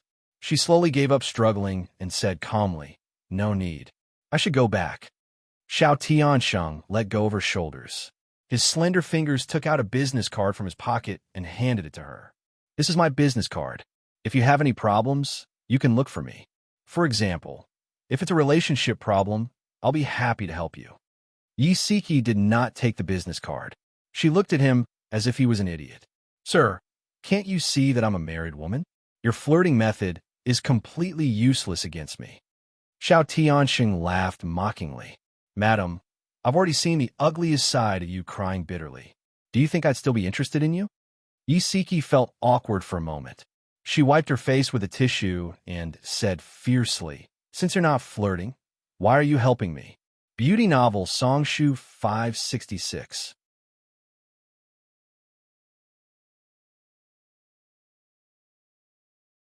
Chapter 261. Xiao Tiansheng forcefully shoved the business card into her hand and raised his eyebrows. "It looks like you really don't remember me. I'm a friend of Bailey Han and your Xiaodong's friend. We're considered friends indirectly. Just take it that I'm being kind and want to do good deeds." Isiki frowned and looked at him seriously. Suddenly, she felt that he looked familiar. After thinking about it carefully, she realized that she had indeed seen him before. Her expression softened a little. She raised her hand to look at his business card. This business card was a little too unique. There was no title or title on it, only a name and a phone number. Xiao Tiansheng. His name. Xiao Tiansheng chuckled. "I wouldn't give my business card to just anyone. You should be grateful for your good luck." Isiki's mouth twitched. "Thank you." She took her handbag and put the business card inside. "I'm leaving," she said. Xiao Tiansheng pointed behind him. "Don't you want to see what else they're up to?" Isiki froze. She dug her nails into her palms. "No need. That's good too. Call me if you have any problems. I can be your marriage expert for free." A sincere smile appeared on Xiao Tiansheng's face. For him, this was really not easy. It was rare for him to be serious. "Okay, I got it." Isiki waved her hand casually. She didn't think that she would ask this unreliable man for advice on marriage. She didn't dare to look at the private room behind her. She took her handbag and hurriedly left Charming Club. Xiao Tianxing looked at her back and chuckled. Isiki sat in the car and looked at the brightly lit streets. She had no one to complain to. In the past, if she had any problems, she could still look for Xiaodong. But now that Xiaodong was abroad, she realized that no one could listen to her bitterness. Isiki slumped back in her seat and looked at the endless stream of cars outside the window. She had the urge to get drunk. However, she was too rational and thought about too many things. For example, if she got drunk, how would she go home? How was she going to explain this to Lin Shihao? She let out a long sigh and wiped the tears from the corner of her eyes. She stepped on the accelerator and drove in the direction of home. In the supermarket in the neighborhood, she bought a bottle of beer. She and Lin Shihao didn't drink much. There wasn't even a drop of alcohol in the house. Isiki sat on the sofa, opened a can of beer, and gulped it down. After drinking 2 cans, she leaned on the sofa and fell asleep. Lin Shihao opened the door to the living room and smelled the strong scent of alcohol. He saw his wife curled up on the sofa and sleeping soundly. There were 2 empty beer cans by her feet and a can of beer by her side. He frowned and bent down to carry her from the sofa. She clung to him tightly like an octopus and murmured, "Hubby, don't leave me behind." Lin Shihao's body froze. He tightened his arms and hugged her tightly. Tears almost flowed out of his eyes. His voice was low and hoarse. "Honey, I won't leave you behind. Never." It was as if she had heard his promise. She lay in his arms and fell asleep peacefully. Lin Shihao wanted to put her on the bed, but her hands were too tight. In order not to wake her up, he didn't even take off his jacket and lay down with her. He kicked off his shoes, pulled the blanket over them, and hugged her tightly in his arms. Isiki wanted to go to the bathroom in the middle of the night. She struggled to get up in a daze. Lin Shihao woke up with a start and turned on the bedside lamp. "Honey, what's wrong?" Isiki was still drunk. She looked at him with drunken eyes and pouted. "Hubby, I want to go to the bathroom. I'll help you there." Lin Shihao got out of bed and helped her down from the bed. She staggered and almost fell down several times. Lin Shihao sighed and simply carried her up. After carrying her into the bathroom, he placed her on the toilet. She did not even take off her pants, and from the looks of it, she wanted to settle it immediately. He quickly said, "Wife, wait a moment." "Why?" She looked up in confusion. "I can't hold it in anymore." "Silly, take off your pants first." Lin Shihao helped her up from the toilet. He held her waist with one hand and took off her pajama pants with the other. He then took off her underwear and helped her sit on the toilet again. The sound of water splashing could be heard. She finally got rid of her physiological problem and a comfortable expression appeared on her face. Lin Shihao stood by her side and watched her. Seeing her stand up shakily, he quickly held her arm and helped her put on her pants with one hand. He then pressed the flush button and bent down to pick her up. She naturally reached out and hooked her arms around his neck and leaned her head on his chest. When they returned to the bedroom, she fell asleep again. Lin Shihao looked at the little woman lying in his arms and sleeping peacefully. There was an indescribable feeling in his heart. He hesitated for a long time about Bai Meiwei's pregnancy, but he still didn't dare to tell her. He knew that she was a person who was obsessed with emotional cleanliness. His body had already betrayed her once. If he let her know that Bai Meiwei was pregnant again, he didn't know what she would do. "Honey, I'm sorry. I hid it from you because I wanted us to start over." He buried his head in her neck and murmured, "Honey, I'm sorry. I'm really sorry." Something sparkling and translucent fell from his eyes and landed on her neck. It rolled down her neck and into her pajamas. She unconsciously replied with an N and hugged him even tighter. The sun shone through the curtains. Yisiki frowned and impatiently turned over. Her arms happened to be supporting Lin Shihao's chest. Her muddle-headed mind gradually cleared up. She slowly opened her eyes and saw that handsome and familiar face. He was sleeping soundly with his eyes closed and a green stubble on his chin. His right hand was under her head and his left hand was still on her waist. They hadn't slept in the same bed in such an intimate position in a long time. Yisiki stared at his handsome face, her heart filled with mixed feelings. In the end, she slowly reached out her hand, stroked his cheek, and said in a low voice, "Hubby, I'll give you one more chance." She gently pushed his hand away from her waist and quietly got out of his arms. When she heard the sound of the toilet in the bathroom, she suddenly quivered and remembered that she had groggily gotten out of bed in the middle of the night to go to the bathroom. Even her pants seemed to have been taken off by Lin Shihao. Her face instantly heated up. Although they had been husband and wife for a long time, this was the first time something so awkward had happened. After washing up, her face was still a little hot when she came out of the bathroom. Lin Shihao had also woken up. He shook his sore right arm and asked, "Honey, you were drunk last night. Are you feeling better now?" "Yeah, I'm fine now." Her gaze was erratic. "What's wrong? Your face is red. Are you having a fever?" Lin Shihao held her shoulders and raised his right hand to touch her forehead. "I'm fine." She avoided his hand and smiled awkwardly. "Last night, you carried me to the bathroom, right?" Lin Shihao laughed and ruffled her hair. "You were too drunk and stumbled when you walked. If I hadn't carried you in, I was worried that you would have fallen into the toilet." She coughed twice. "You have to quickly forget what happened last night." "Why?" He raised his eyebrows in confusion. Because you helped me take off my pants." Most importantly, he heard her shushing. Yisiki was so embarrassed that she wanted to find a hole to hide in. His lips curled into a mischievous smile. "I've helped you take off your pants many times. Don't say any more." Yisiki reached out to cover his mouth. Her face was red as she stammered. "In any case, you have to quickly forget it." His eyes were full of smiles. They had been married for so many years, but she was still easily embarrassed. He held her hand and took it away from his mouth. He said gently, "I won't forget. I'll treasure everything about you in my mind. When we're old, I'll tell you everything."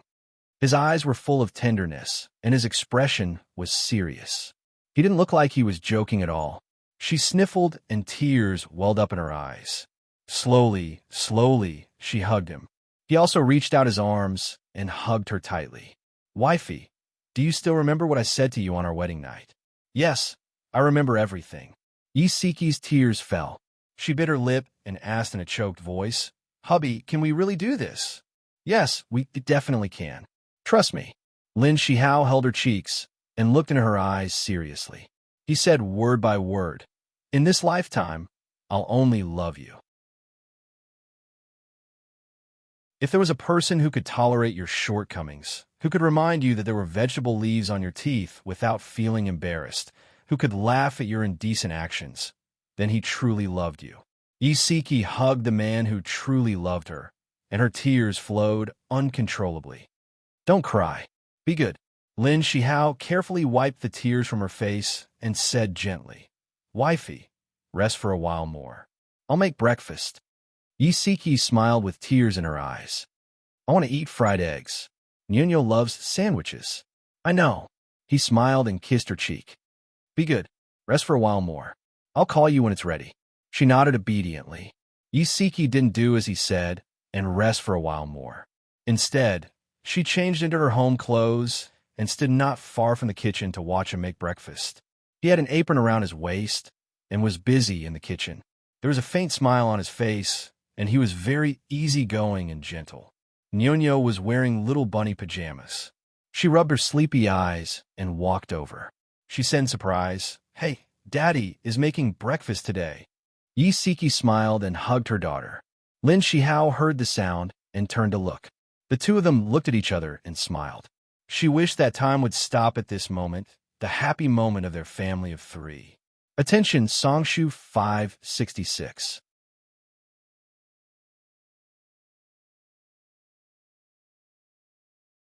Chapter 262.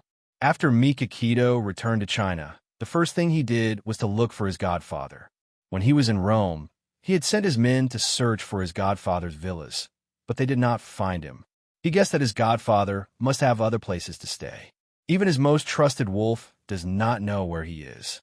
Mikakito used Wolf's number to call his godfather's private number. Jiang Dao sat behind a pile of equipment and tried to trace the signal. The phone rang for a long time before it finally got through. His godfather's low voice came into his ears. "Wolf, how is it going?" "It's me, Mikakito." The godfather paused. "Wolf is dead?" Mikakito said lightly. "They're all dead. What are you going to do? Take revenge on you." Beep, beep. The phone was hung up. Mikakito looked up at Jiang Dao. "How is it? Did you find his address?" "Yes. He is in a bar outside the 3rd ring road." Jiang Dao turned his laptop over and saw a red dot on the map. "Track him immediately," Mikakito ordered. Several groups of people rushed to the godfather's location. But when they arrived at the bar, they couldn't find any trace of the godfather. Instead, they found the godfather's phone in a trash can in a private room of the bar. It was the phone he used to talk to Beitang Shun.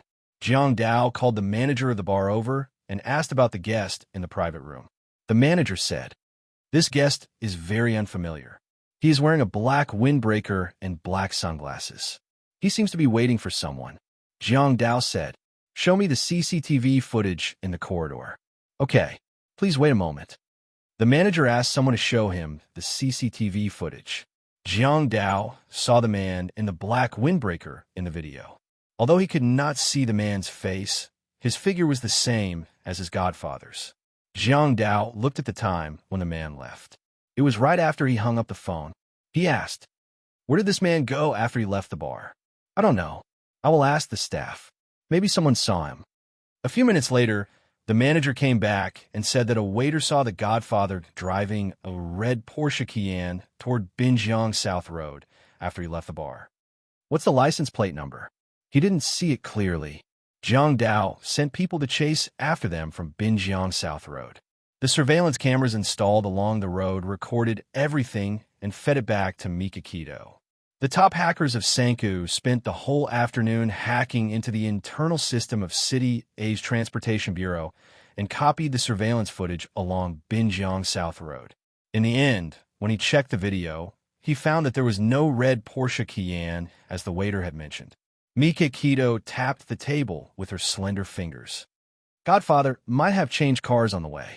Maybe the Porsche Cayenne is a breakthrough." Jiang Dao, investigate the Porsche 4S stores and the information of their customers.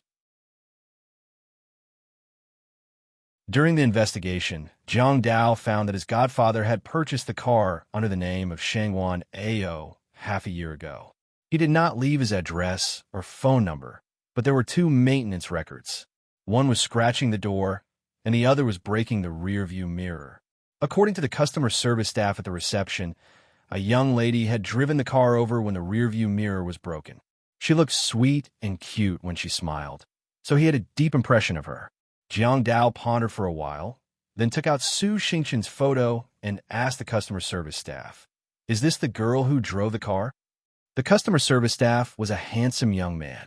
He looked at the photo carefully and nodded. Yes, it's her. She even called me brother affectionately. Jiang Dao's mouth twitched. This was something that Su Xingqian would do. Jiang Dao reported the results of the investigation to Mika Kido and asked, Boss, what should we do now? Mika Kido's eyes flickered. His godfather was Su Xingqian's godfather, and they were very close. They were so close that Su Xingqian drove his godfather's car out casually and then drove it to the 4S store for maintenance after it was broken. He was a little curious if his godfather would appear if something happened to Su Xingqian. Mika Kido waved his hand, and Jiang Dao bowed to him. He whispered a few words to Jiang Dao, and Jiang Dao nodded. While dealing with his godfather, Mika Kido did not forget about the other person who persecuted Xia Dong, Su Yunqian. He wanted Su Yunqian's reputation to be ruined. This was the best punishment for her. After Bailey Han went abroad to look for Xia Dong, Su Yunqian's illness continued to fluctuate. Sometimes she was sober, sometimes she was obsessed, and when she was not in a good mental state, she would make a fuss and say that she wanted to see Bailey Han. Su Yunqian's parents were already mentally and physically exhausted. When they could not persuade Su Yunqian, they could only ask Old Madam for help. Now, Old Madam was the only person who could persuade Su Yunqian. On the second day after Mika Kido returned to China, Bailey's family first received a CD. At that time, only Old Madam and Bai Jinxiu were at home. After watching the content of the video, they were shocked for a long time. Old Madam's lips trembled. After a while, she pointed at Su Yunqian in the CD and spat out a few words fiercely. She's worse than a beast. Bai Jinxiu slumped on the sofa and shook her head in disbelief. This can't be true. How could Yunqian do such a thing? Old Madam took a long time to suppress the anger in her chest. She stamped the floor with her cane and said, I'm going to ask her now. What did Bailey's family do to wrong her?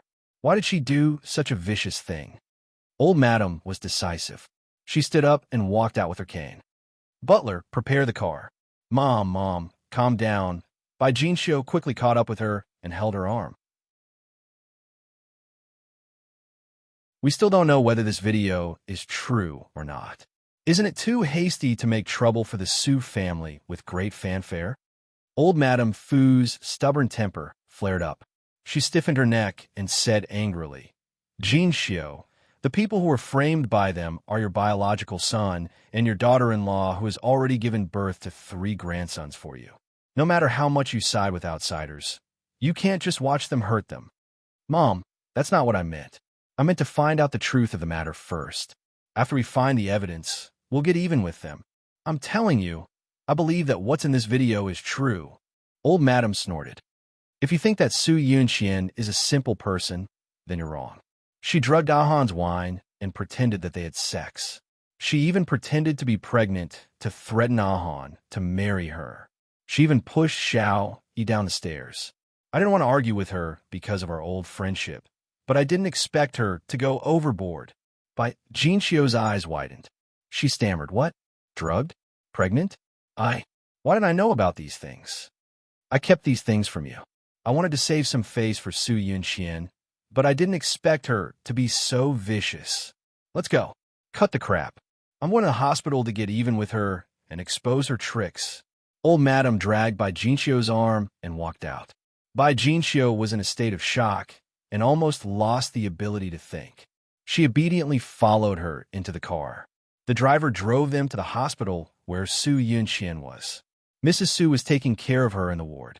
When she saw Old Madam and Bai Jinxiu, she quickly stood up and smiled. Auntie, Jinxiu, you're here. Su Yunqian seemed to be in good spirits today. Her complexion was good, and she even had a faint smile on her face.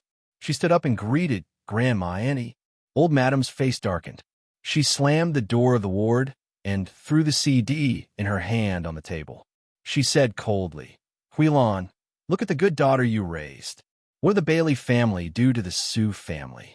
Your good daughter has to do this to us. Su Yunqian seemed to be frightened. She grabbed Mrs. Su's arm with both hands and carefully hid beside her. Mrs. Su held her daughter's hand and said hurriedly, Auntie, what's wrong? Is there a misunderstanding? Take a look at the CD first. Old Madam angrily sat on the sofa and pointed at the CD with her cane. Mrs. Sue was confused. She wanted to say something to calm Old Madam down, but she didn't know where to start. She could only put the CD into the CD player and turn on the TV with the remote control. A man and a woman appeared on the screen. The woman was facing the camera. She was Su Yunxian. The man's face couldn't be seen clearly because his back was to the camera. Su Yunxian said, "Put on a good show in front of everyone. I'm going to use the pressure of the public opinion to force them to do something." The man asked, "How you do it?" She had a smile on her face, but the words she said were hair-raising. "You're the kidnapper. You put forward the conditions. Say that Bailey Han and Xia Dong have to divorce within 3 days and let Xia Dong replace me. If they don't, you'll rape me in front of the whole country. How's that? Isn't it exciting?" The man said, "It is. However, Bailey Han won't agree to let Xia Dong replace you." She pursed her lips. "Of course I'm not stupid enough to say that I'll let Xia Dong replace me. I'll just say that I'll let Xia Dong come and take me home. As for what happens after that, isn't it all in your hands? What if they don't want a divorce?" She sneered. "Then we'll really put on a show of rape and let all the reporters witness it with their own eyes. We'll let it spread widely on the internet. Then we'll hire a group of people on the internet to lead the public opinion and push all the blame onto Xia Dong and Bailey Han. In the face of such strong pressure, won't they feel guilty?" The man nodded affirmatively. "Yes." She raised her eyebrows proudly. "That's right. I was raped and something so tragic happened. My mental state will definitely suffer a huge blow. I might even have a split personality and become a mental patient. When that happens, do you think Bailey Han will take good care of me out of guilt? Yes. Xia Dong will be jealous because of this. The two of them will argue because of this. If it gets serious, they might even separate and get a divorce. Once Xia Dong leaves Bailey's house, you can carry out your plan." The conversation ended here. It was probably deliberately cut off by the person filming, so they didn't know what the man in black was planning to do. However, they could guess that it was definitely not something good. Ad. Songshu 566.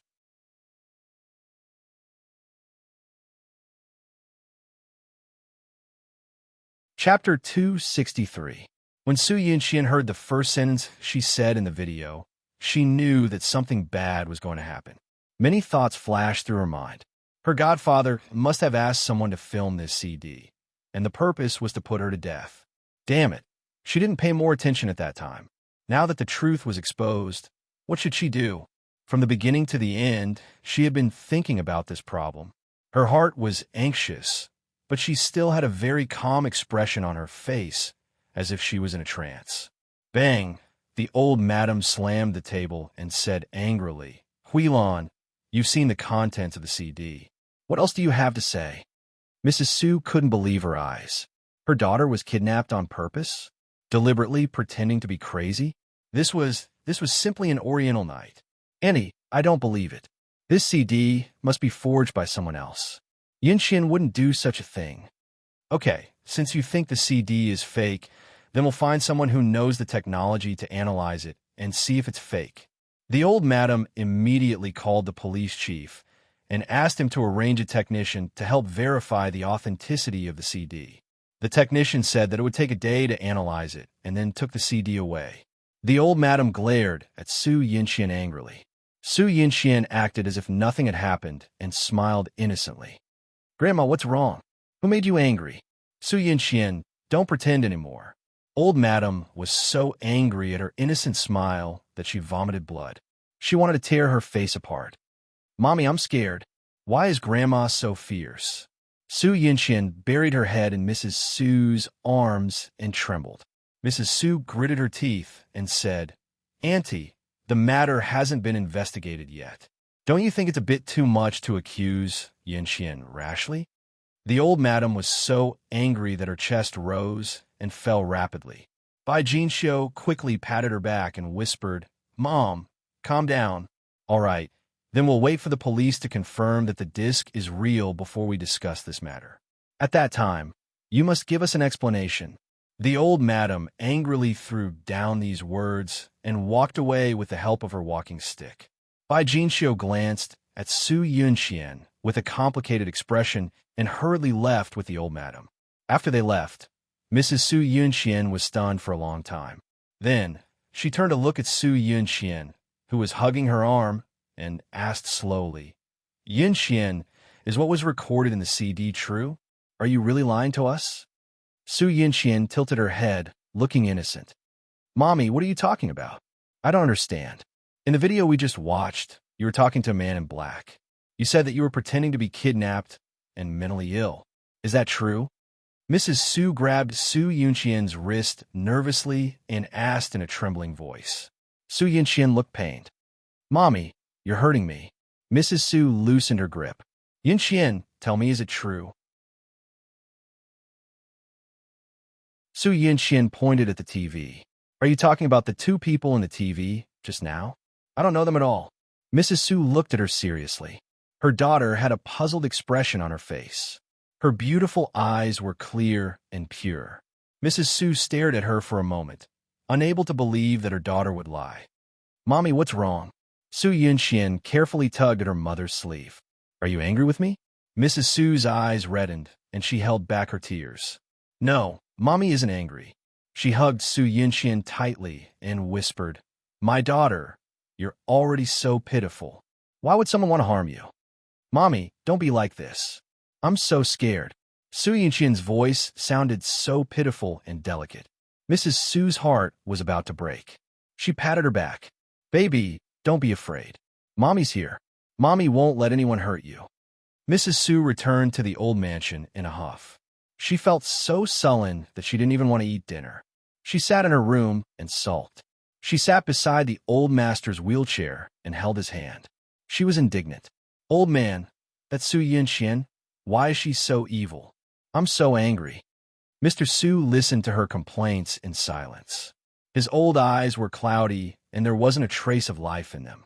After complaining for a while, Mrs. Su began to feel sad again. She sighed deeply. Back then, I thought that Xia Dong wasn't good enough and kept stopping her from being with Ahan. Instead, I tried to matchmake Ahan and Su Yunxian. In the end, it turned out that I was really blind and fell for an ingrate. Old man, I feel so bad. When I think about how Xia Dong suffered back then, I feel so guilty. As she spoke, tears fell from Mrs. Su's eyes. She choked and said, Now that she has that kind of illness, I don't know if she can make it. Tell me, why is this child's life so hard? Mr. Su didn't say anything. He suddenly reached out his hand and slowly placed it on the back of Mrs. Su's hand. He pressed it gently. Mrs. Su turned her gaze and looked at their overlapping hands. His hand was like a withered tree's bark. It was covered with wrinkles and perfectly covered her hand. Mrs. Su's tears fell like rain. She hugged him tightly. Old man, you still want to shelter me from the wind and rain, right? When they were young, Mr. Su would always place his hand on the back of her hand whenever they were in trouble. Their fingers would interlock, and he would say, Don't be afraid. I'll shelter you from the wind and rain. These words had accompanied her for a whole 65 years until Mr. Su fell ill and couldn't express himself anymore. He couldn't recognize them anymore.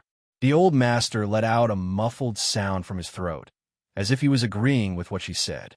Mrs. Su trembled and rubbed her face against his. She choked and said, Old man, if there's an afterlife, let's be husband and wife again. When that time comes, it'll be my turn to shelter you from the wind and rain. Although Mr. Su's eyes were still dull, the corners of his lips slowly curled up. After venting her emotions, Mrs. Su felt much better. She wiped her tears and changed into a new set of clothes. She patted the back of Mr. Su's hand and said, Let's go downstairs and eat. I don't want my son and daughter-in-law to worry. The butler had been waiting at the door for a long time. When he saw Mrs. Su open the door, he hurriedly said, Mrs. Su, you should eat something. Don't starve yourself. Mrs. Su nodded. Butler, help me push Mr. Su downstairs. The family was waiting in the dining room. When they saw Mrs. Su and the others coming downstairs, they immediately smiled. Bailey Jing came up and hugged Mrs. Su's arm. She said, Grandma, I made your favorite West Lake vinegar fish today. Mrs. Su smiled and said, Xiao Jing, are you used to working in your brother's company? Bailey Jing looked bitter. Grandma, can we not talk about such a heavy topic when we're eating? Bailey Xiong laughed. Child, didn't you just boast that you've mastered the work and know how to operate it? Isn't that to make Daddy and Mommy happy? How would I dare to make Grandma happy? Grandma, don't you think so? Bailey Jing helped Mrs. Su to sit at the head of the table and acted coquettishly. Mrs. Su tapped her forehead with her finger. You little monkey, if you don't understand something, you should ask your father. Don't cause any trouble. Otherwise, let's see how your brother will deal with you when he comes back. I know. Grandma, Xiao Yi and Xiao Bao are still watching. You have to leave me some dignity as an elder. Bailey Jing scooped a bowl of soup and placed it in front of Mrs. Su. Mrs. Su smiled and shook her head. You're too nosy. With Bailey Jing's jesting, the atmosphere at the dining table became much livelier.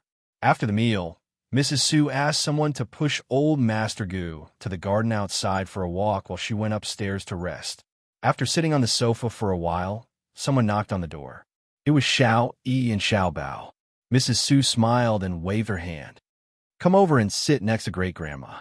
Xiao Yi and Xiao Bao sat on either side of Mrs. Su with mysterious smiles on their faces. Mrs. Su stroked their heads and said gently, Xiao Bao, is something the matter? Xiao Bao winked at Xiao Yi. You're the eldest.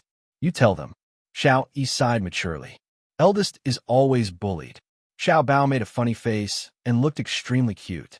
Mrs. Su was amused by them and couldn't help but laugh.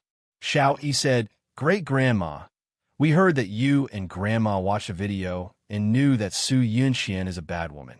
However, we don't have enough evidence and can't accuse her. We have something to give you. As he spoke, he took out a recording pen from his pocket and placed it in Mrs. Su's hand. Great-Grandma, there's a conversation recorded in here. After you listen to it, you'll understand that what was recorded in the CD is true. Su Yunxian is really a disgusting bad woman. Mrs. Su's expression became serious. She didn't ask any questions and directly opened the recording pen. It was Su Yunxian talking to a strange man on the phone. After listening to the recording, Mrs. Su broke out in cold sweat. Su Yunxian actually convinced her godfather to use the power of the mafia to deal with Xia Dong. Then, Ahan's head injury was also caused by her. Mrs. Su was furious to the extreme. Her whole body was trembling. It was as if there was a volcano in her heart that was emitting flames and lava. It was as if she was going to be burned to ashes. Xiao Bao puffed up his cheeks and said, Great-Grandma, don't be angry. The most important thing now is to expose Su Yunxian's true colors. Although Mr. Su had once said not to act rashly, Uncle Shun had already dug out the malignant tumor, Barit, and was dealing with Mr. Su. In that case, Su Yunxian was nothing to be afraid of. Mrs. Su nodded. Xiao Bao is right. We must expose this evil woman's ugly face. Come and see. Hong Chai 866.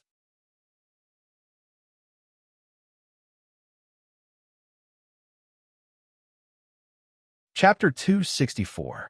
After Mrs. Su left, Su Yunxian frowned and paced back and forth in the ward, trying to think of a way to solve the crisis in front of her. She clenched her slender fingers tightly. Suddenly, her eyes turned cold. She walked quickly to the phone and dialed her godfather's number. 2 minutes later, her godfather called back. Su Yunxian suppressed her anger. Shengwan Ao, you bastard. Why did you secretly film me and mail the video to the Bailey's family? Her godfather was silent for a moment. It wasn't me. If it wasn't you, who else could it be? Su Yunxian was about to go crazy. I did secretly film you, but I didn't send it to the Bailey's family. Her godfather paused and continued. Our plan failed. My men were all killed in Rome. It must be Mika Kito's doing. It really wasn't you. I'm sure. Mika Kito is now looking for my whereabouts. I'm a victim, just like you. Su Yunxian's eyes were filled with deep hatred. Mika Kito, you win. After hanging up the phone, she leaned back on the sofa and stared at the ceiling. After thinking for a long time, she reached out and picked up the phone.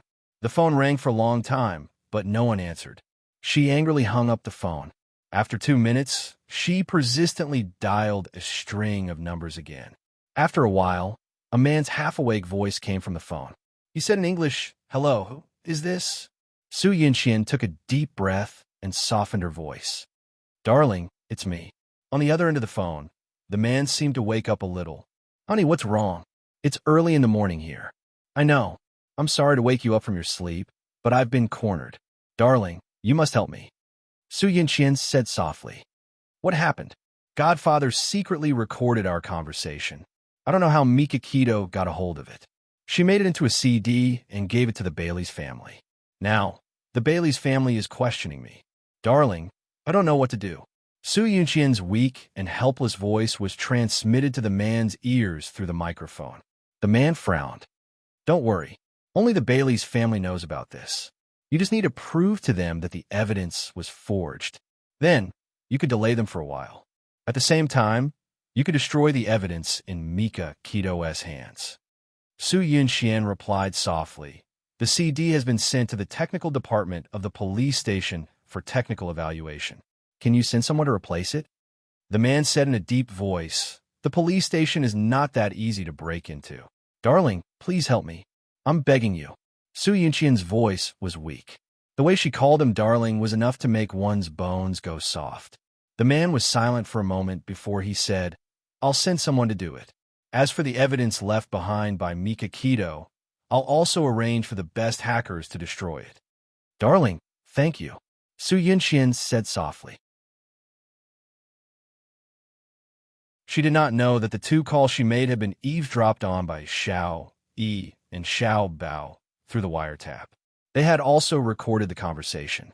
This evil woman, she's already at the end of her rope, and she's still trying to play tricks.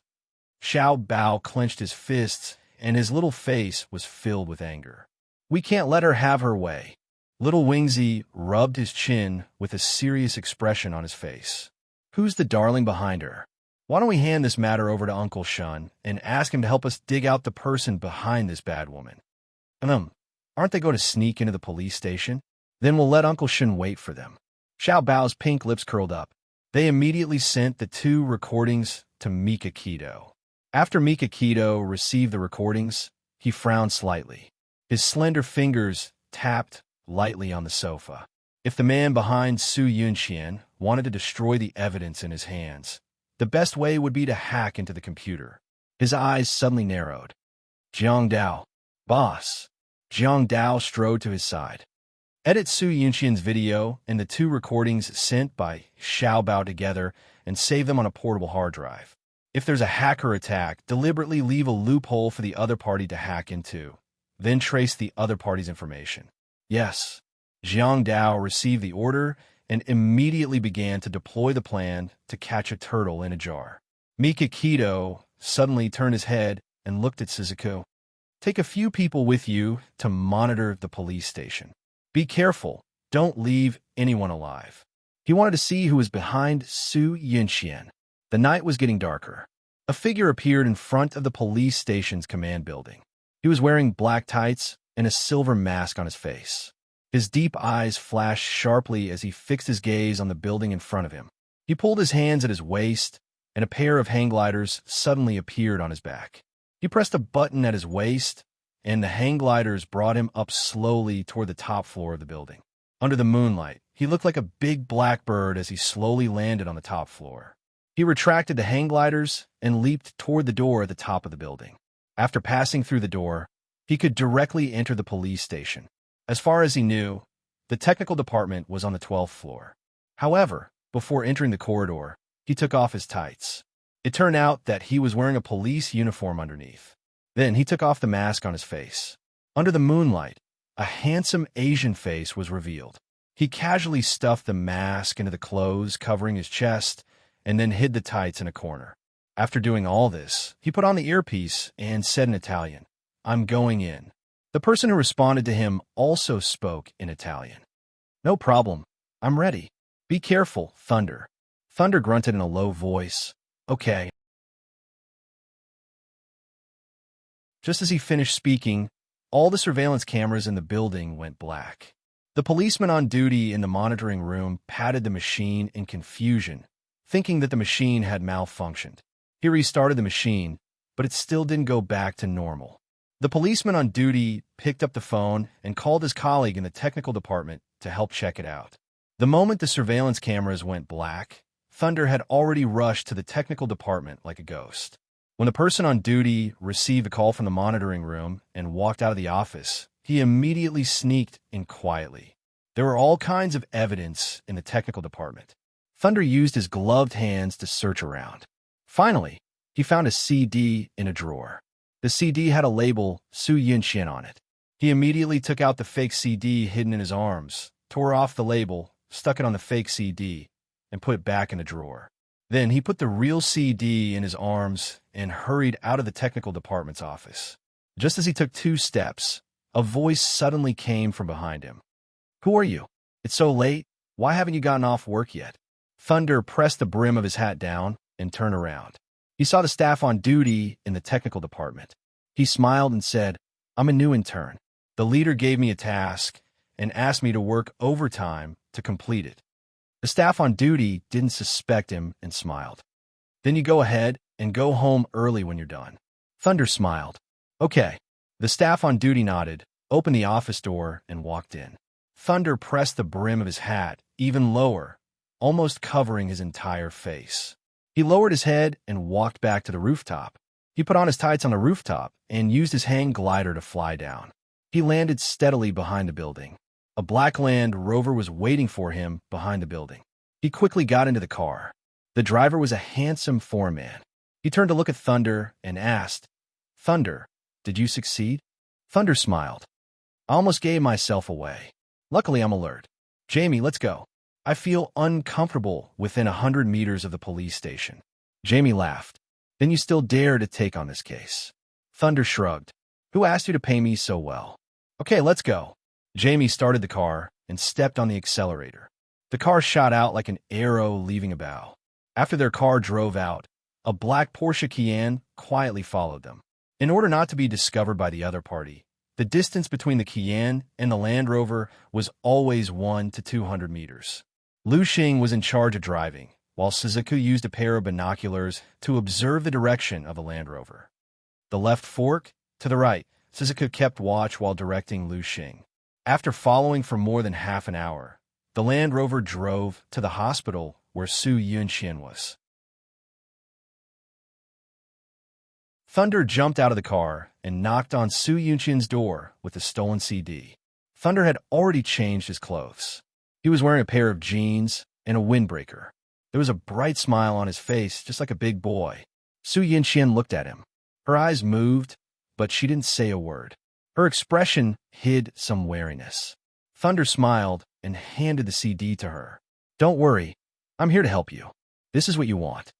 Su Yunxian took the CD and said lightly, "Thank you. You're welcome. I'm leaving." Thunder waved and disappeared at the end of the corridor. Su Yunxian locked the door, took out a lighter, and lit the CD. A few minutes later, the CD turned into a pile of dust and was washed down the drain. Thunder jumped into the Land Rover and started the car. The Cayenne continued to follow. Jamie glanced at Thunder and said, "Where do you live? I'll send you home." "No need. You could just drop me off at the next bus stop." Jamie exclaimed exaggeratedly, "No way you took this case and got paid 1 million, but you took the bus home." Thunder smiled meaningfully. "Isn't it good to save a little?" He really got out of the car at the bus stop. Coincidentally, there was a bus coming. He didn't care where it was going and jumped on the bus. There weren't many people on the last bus. He found a seat and sat down. His deep gaze looked through the window and behind him. Suzuki saw Thunder sitting on the bus with her binoculars. She frowned slightly. Damn this guy. She didn't expect him to be so vigilant. He had separated from Jamie and was going in different directions. Her team could only split into 2 to follow. Awesome novel Songshu 566.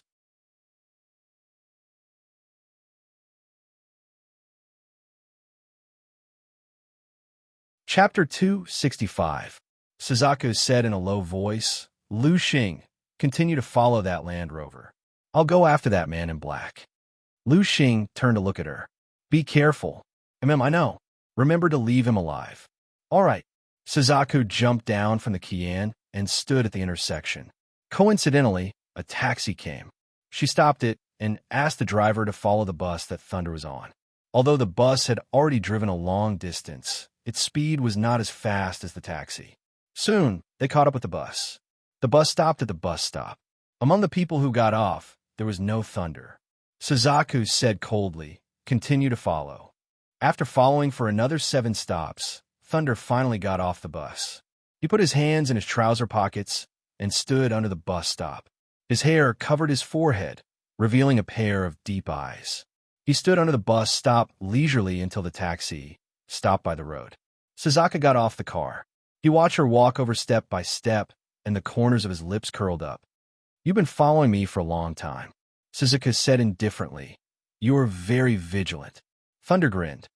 "In my line of work, if I wasn't vigilant, I would have been arrested long ago." Suzaku stared into his eyes. "Thunder, you're the best art forger and art thief in China. I didn't expect you to help others steal discs." Thunder's gaze swept across the iPad in her hand, and he shrugged. "Looks like you've investigated me very carefully. Your database is quite impressive." Suzaku didn't deny it. She had already taken a picture of Thunder on the way and sent it to the Senku Group's database for comparison. Very quickly, she dug out all the details of Thunder. She said indifferently, "If you cooperate, I won't make things difficult for you." Thunder's eyes flashed with a smile. "I've always been very cooperative with a beauty like you." Suzaku's expression didn't change. She said indifferently, "Who hired you to steal discs?" "Jamie." "Who's Jamie?" "Jamie is the driver in the Land Rover. He was the one who took care of my operation this time." Thunder crossed his arms and did not hide anything. "I snuck into the police station, and Jamie was in charge of hacking the police station surveillance cameras." Suzaku asked, "Jamie's identity?" Thunder shrugged. "I'm not sure. I only know that his name is Jamie. He seemed to have thought of something." "Ah, right, he should be Italian. He kept talking to me in Italian. Luckily, I'm very knowledgeable and know a little bit of Italian." Suzaku's eyes moved as she asked, "How did he contact you?" "Mobile phone." Thunder stroked his chin. "I don't know how he got my number. I'm guessing that if you call his number now, his phone will be turned off or the service will stop." Suzaku took out her mobile phone and dialed the number he gave. Sure enough, she heard a cold female voice reminding her that the user had turned off her phone. People like them wouldn't leave any evidence for others to use against them. As soon as the transaction was over, Jamie had already turned off his phone and threw it away. "All right, I've already told you everything I know. Can I go now?" Thunder spread out his hands. Suzaku replied with a faint After he turned to leave, she suddenly said in a voice that was neither loud nor soft, "I'm very curious. Why didn't Jamie kill you to silence you? Logically speaking, only the dead keep secrets. Are you really not close to each other?" A glint flashed across Thunder's eyes. He turned around and smiled mischievously. "Perhaps it's because of my personal charm that Jamie couldn't bear to kill me. We really aren't close. Otherwise, I wouldn't have told you these things." "Is that so?" Suzaku didn't comment, but her gaze followed his back as he left. Her brows slowly furrowed. Regardless of whether Thunder was telling the truth or not, the main point was that Jamie. If they caught him, they might be able to dig out Su Yunqian's backer. Thunder put his hands in his trouser pockets and walked confidently into a dark alley. When he was sure that no one was following him, he took out his phone and dialed a number. After 2 rings, Jamie's voice came through. "Yes? Jamie, let me remind you. Someone is following you. Be careful." He didn't wait for Jamie to speak and hung up the phone. He threw the phone into the trash can. He shrugged and ran his fingers through his hair sadly. Sigh. It was time for him to change his ID and phone again. Jamie really wanted curse. Damn Thunder. Couldn't he have warned him earlier? It was too late now. Jamie had already parked the car outside his apartment. Through the rearview mirror, he saw a Kian parked by the road. That was the stalker. Jamie frowned. He wasn't in a hurry to get out of the car. Instead, he dialed the phone in the apartment to inform his companions. Soon, 2 foreign brawny men with guns rushed out. They fired at the Kian. The bullets stuck in the bulletproof glass and were covered with fine cracks. The intense gunshots didn't stop. The Kian was shot like a beehive, but the people inside didn't move at all. The two brawny men held their guns and cautiously moved toward the Kian. A brawny man aimed at the car and waved his hand. Another brawny man kicked open the rear door that was riddled with bullet holes. The moment he stuck his head out to check, a pair of hands suddenly reached out from under the car and grabbed his ankles. Then, with great force, they pulled him back. The brawny man cried out in shock. His body fell back with a thud. His whole body was pulled under the car. There was an intense struggle. From time to time, arms or legs would come out of the car. The brawny man in charge of cover bent down to look down, but he didn't dare to shoot. He was worried that he would accidentally shoot his companions. Bang, bang. 2 gunshots sounded.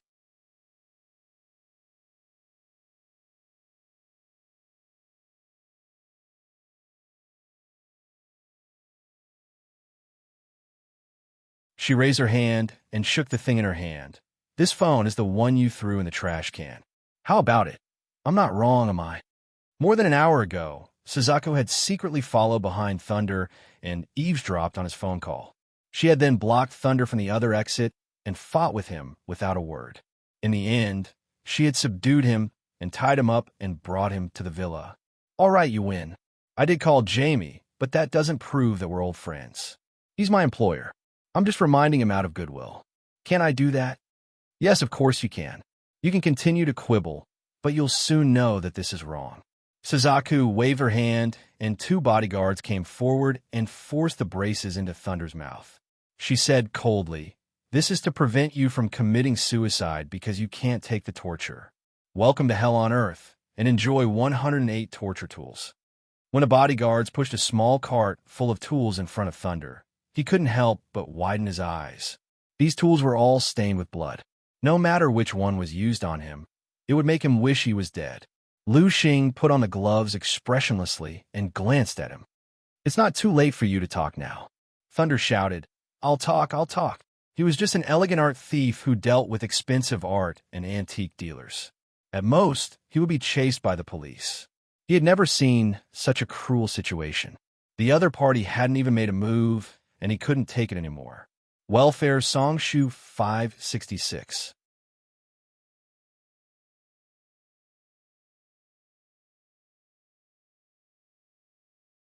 Chapter 266. Tell me, I want to know Jamie's background. Lu Xing pulled up a chair and sat in front of Thunder. Thunder smiled bitterly. Actually, I really don't know much. Last year, I stole a painting by Raphael from the Uffizi Art Gallery. At that time, the seller I contacted was one of Jamie's subordinates. Jamie said that he appreciated my methods and left my contact information. This is the first time he contacted me to help him. That's simple? Don't you know the boss behind him? Lu Xing looked doubtful. Thunder was helpless. It's really that simple. I don't have a personal relationship with him. Other than knowing that he's Italian and controls the black market for art, I know nothing about him. From the information revealed by Thunder, Mika Kido could only guess that Su Yunxian was related to the Italian mafia. As for who her backer was, she didn't know. According to Thunder, he had stolen Raphael's painting, Shao Girl in a Scarf. Jamie's men had helped him dispose of the stolen goods. If he could find the whereabouts of the painting and trace back to the source of the stolen goods, he might be able to find the organization behind Jamie. Mika Kido personally called Tomac and asked him to help investigate this matter. After the interrogation, Jiang Dao walked quickly to Mika Kido and said in a low voice, "A hacker attacked our database. Dao has already followed your instructions and left a loophole for the other party. The other party has successfully destroyed the video, but Dao has also traced the IP address. It's a public network in Rome." The hacking incident once again proved that Su Yunxian was indeed related to the mafia. Mika Kido sneered. She thinks that she can sleep with Wu Yu just because she destroyed the evidence? I'm going to destroy all of her hopes. An hour later, Jiang Dao uploaded all the videos and recordings to the internet. Also, mail the backup to the TV station. Tomorrow morning, Su Yunxian will be greeted with an earth-shattering scandal. Suzaku suddenly said, Do you want to replace the CD that was replaced by thunder in the police station? Mika Keto raised her hand. I'll send someone else to handle this. As an influential figure in the underworld, how could he not bribe one or two government officials? There were also corrupt people in the police station. As long as he had something on them, they would naturally do things for him. It would be a piece of cake to change the disc. Su Yinxian tossed and turned in bed, unable to fall asleep, until she received a mysterious phone call telling her that the evidence in Beitang Shun's hands had been destroyed. Only then did she feel completely relieved. She comfortably lay on the bed and slept until dawn. She was awakened by a quick knock on the door. She slowly changed her clothes and combed her hair before opening the door of the ward. Kacha kacha! The flashes of the camera almost blinded her, and she subconsciously raised her hand to cover her face. A group of reporters crowded the door, holding cameras and microphones in their hands. They asked all at once, "Miss Su, is the video real? Did you really set up a trap for Mr. and Mrs. Bailey with the mysterious man? Miss Su, were you really raped, or was it an act? Miss Su, who is the mysterious man? Who is the darling you mentioned on the phone? Miss Su, does your family know about the trap you set? Miss Su, Miss Su." A series of questions flooded Su Yunxian like a tide, almost suffocating her. She covered her face with one hand and blocked the reporters at the door with the other. She returned to the room and wanted to close the door, but it was blocked by two male reporters with their bodies. There was no way she could close it. Su Yunxian suddenly put down the hand that was covering her face. Tears welled up in her beautiful eyes, and she sobbed softly. "Mommy, I'm so scared. Where are you?" Sob, sob. The reporters were instantly dumbfounded. They held their cameras and shot, and the questions came to an abrupt end. A reporter behind shouted, "Miss Su, your acting skills are so good. If you were to act in a movie, you would definitely win an Oscar. It's so scary. Get out of the way." Su Yinxian cried harder and harder. She cried like a pear blossom in the rain, making people pity her. "Miss Su, stop acting. The video of you on the internet is going viral." Sob, sob. Su Yinxian did not refute. Instead, she squatted down, curled up into a ball, and sobbed. She looked like an abandoned animal, pitiful and pitiful. She even cried out miserably, "Nurse, save me." As if responding to her cry for help, the doctor and nurse heard the news and rushed over. They squeezed in front of Su Yunxian and blocked the reporters behind them. "Please get out of the way. Don't film anymore. This is a hospital." A reporter put the microphone in front of the doctor and asked anxiously, "Are you Miss Su's attending doctor? Is Miss Su really crazy? Or did she use her superb acting skills to deceive everyone?" "No comment. Please respect my patient." The doctor politely and coldly threw down this sentence. He escorted Su Yinxian back to the ward and closed the door with a bang. The head nurse said politely, "Everyone, this is a hospital. Our patient needs to be quiet. Please leave." A female reporter smiled and said, "Head nurse, may I ask if Miss Su is really sick?" The head nurse replied, "This is the patient's privacy. It's not convenient for us to disclose it. Everyone, please cooperate with the hospital's regulations." The reporters pestered the doctor and nurse to ask more questions, but the answers they received were, "It's not convenient to disclose," "No comment," and so on.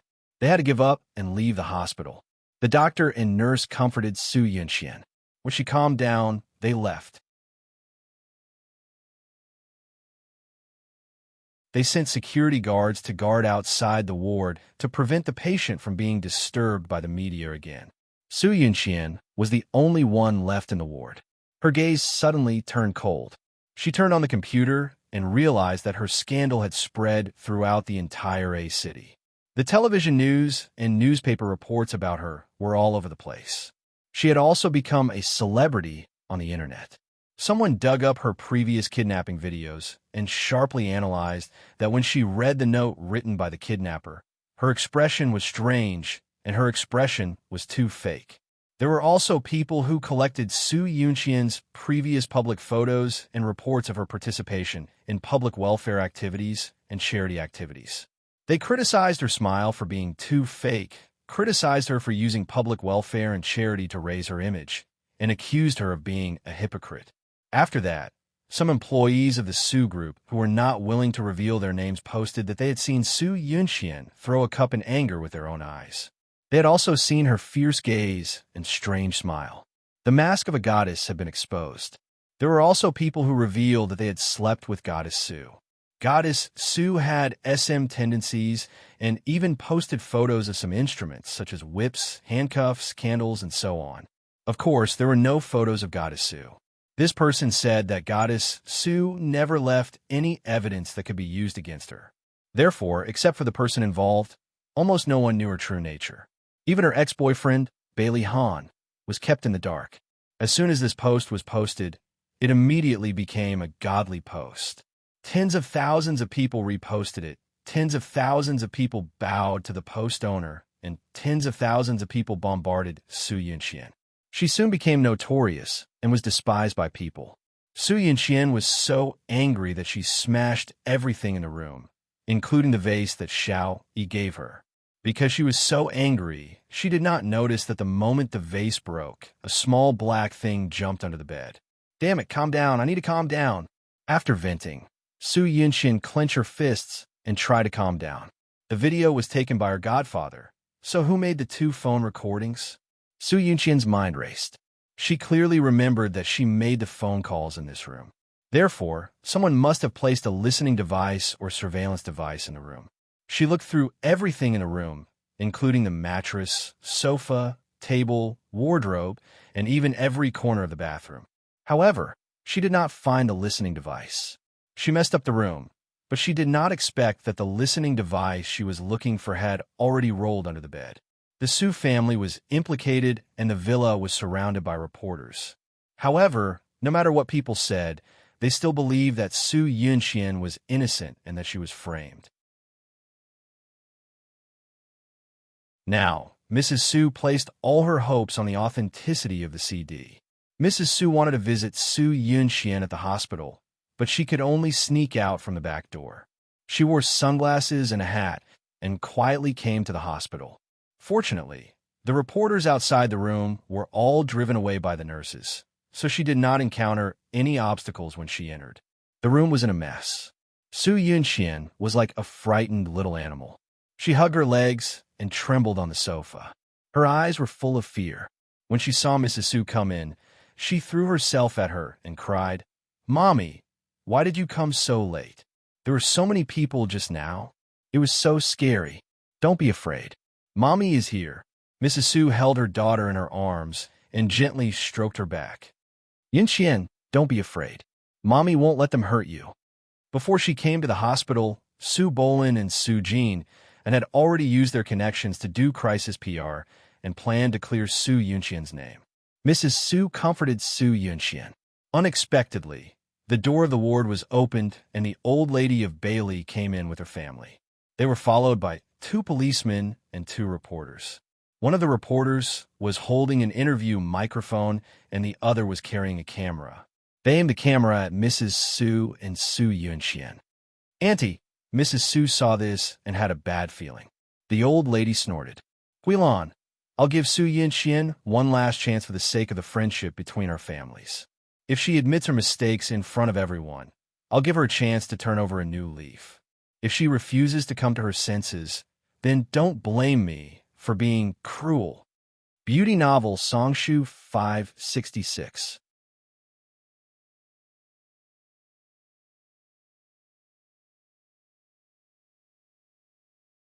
Chapter 267.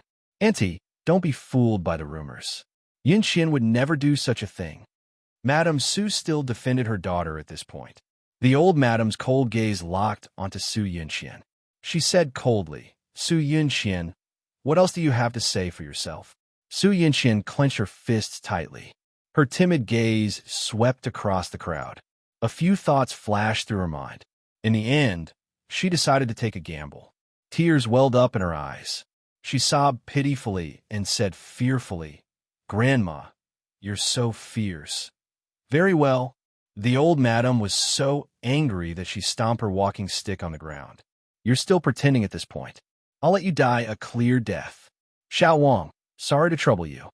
A policeman stood up from behind, took out a CD from his briefcase, and said, after the technical department's identification and analysis, the face of the woman in this CD is exactly the same as Miss Sue's. They belong to the same person, and the voice analysis is also a complete match. From this, we conclude that the woman in this CD is Miss Sue. Madame Sue's eyes widened in disbelief. No, this is impossible. Yinxian would never do such a thing. It's impossible. The old madam said coldly, Huilan, whether you believe it or not, the truth is the truth. Her cold gaze fell on Su Yinxian. Her gaze was as sharp as a knife. Su Yinxian, you're so heartless. Not only did you lie to us, but you even have the heart to lie to your parents. Look at your mother. She's been protecting you until now. How can you bear do this? Su Yinxian's expression was blank. Even in the face of the old madam's accusation, her expression did not change at all. Madame Su grabbed her shoulders. Tears welled up in her eyes. Yinxian, tell mommy that you didn't lie to me. Tell me. Su Yinxian's blank expression didn't change, but her hands quietly clenched. The old madam's sharp gaze was fixed on her, trying to find a flaw in her. Therefore, the old madam caught her every move. Old madam stared at her hands and sneered. Su Yinxian, you finally know how to be nervous. Otherwise, why are you clenching your hands so tightly? Even though she was calm, Su Yinxian couldn't help but tremble. Mrs. Su's hands on her shoulders sensed this subtle change. Yinxian, tell me the truth. Are those videos real? Mrs. Su stared into her daughter's eyes, holding on to the last glimmer of hope. Su Yinxian was silent. She kept silent. Xiao Bao suddenly stood up. There was a strange smile on his pink cheeks. Don't force her. I have new evidence to prove that she's pretending to be crazy. He took out a recording pen from his pocket and pressed the play button. Immediately, there was the sound of things being smashed in the room. The old madam and the others looked at the messy floor. This must be the result of Su Yinxian smashing things just now. Suddenly, the sound of things being smashed stopped. Su Yinxian gritted her teeth and said, Damn it, calm down. I need to calm down. Xiao Bao turned off the recording pen and snorted. Su Yinxian knows very well what happened. She also knows that she's in trouble. May I ask, how can a mentally ill person be so clear-headed? Madame Su shook her daughter's shoulders agitatedly. Yinxian, is this true? Did you really lie to us? Su Yinxian bit her lips tightly and didn't say a word. However, the despair in her eyes couldn't be hidden from everyone's eyes. Madame Su shook her head. She couldn't believe that her most beloved daughter would lie to her. She shook her daughter's shoulders as if she had gone crazy. Hurry up and deny it. Say that you didn't lie to me. Yinxian, tell them that you didn't lie. You didn't do those things. Su Yinxian closed her eyes in despair. Madame Su was on the verge of breaking down. She slapped her daughter's face and roared in grief. You bastard! How could you do such a thing?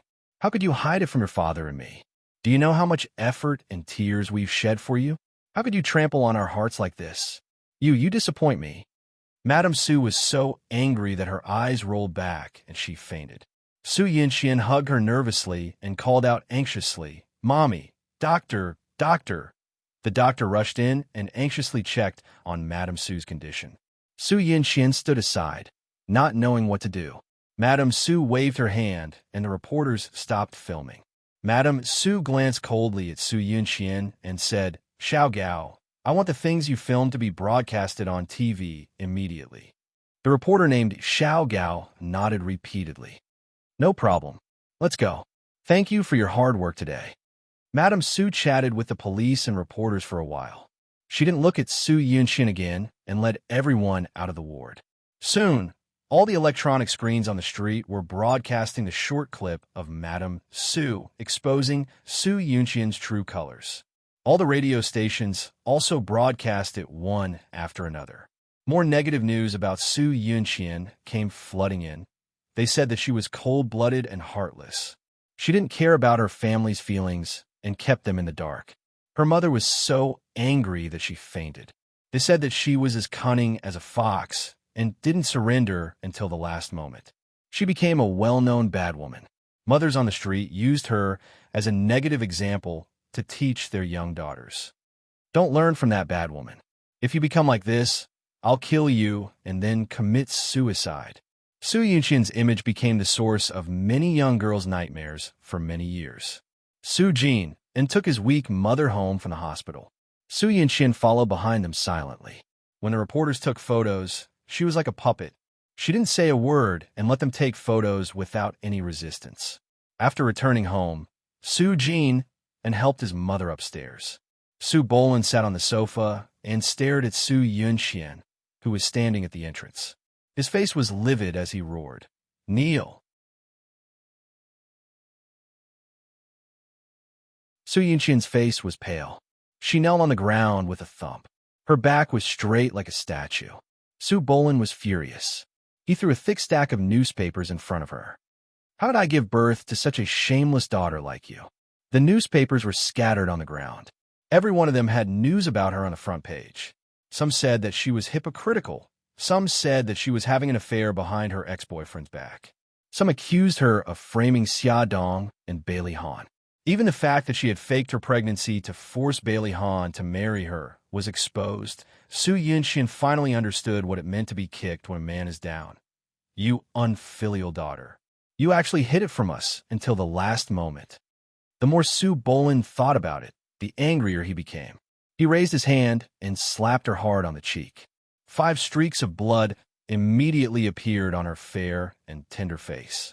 Su Bolin wanted to slap her a second time, but Su Jin rushed downstairs and stopped him. Su Jin grabbed Su Bolin's arm and said in a low voice, "Dad, don't be rash. Let go of me. Let me beat this unfilial daughter to death." Su Bolin's eyes were red.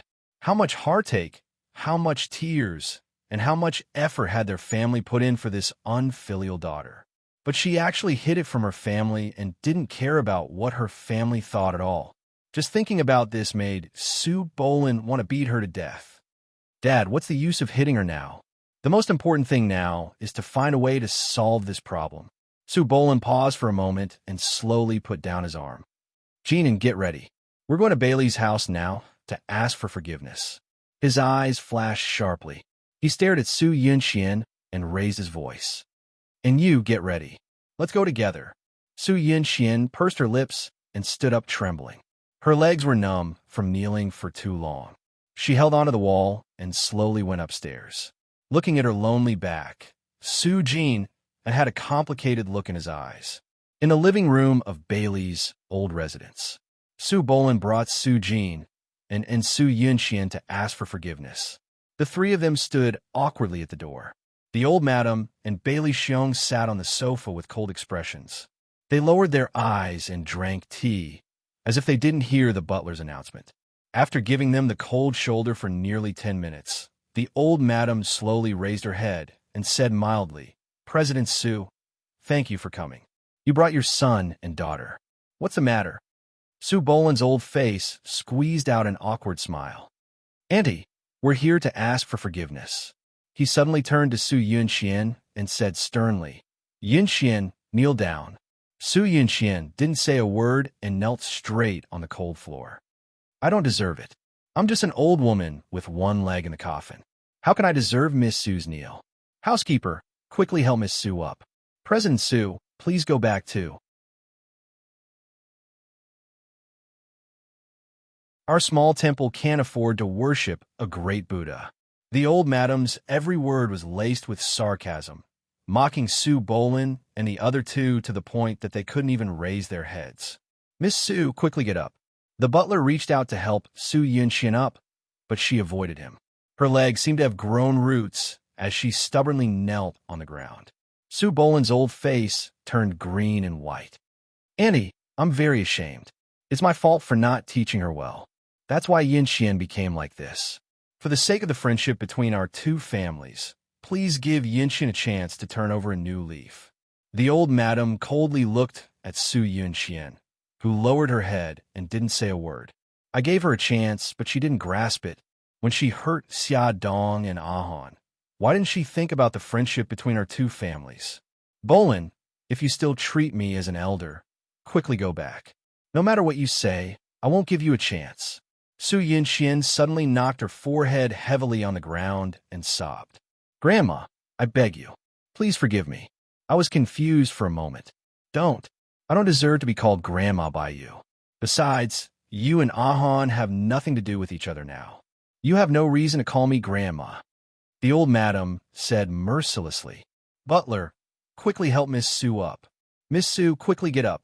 The butler grabbed Su Yunxian's arm and forcefully pulled her up, but she remained on the ground and refused to get up. Beauty novel Hongcha 866.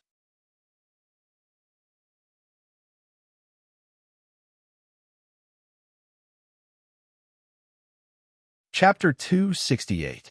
Su Jinan, who had been silent for a long time, suddenly raised his head.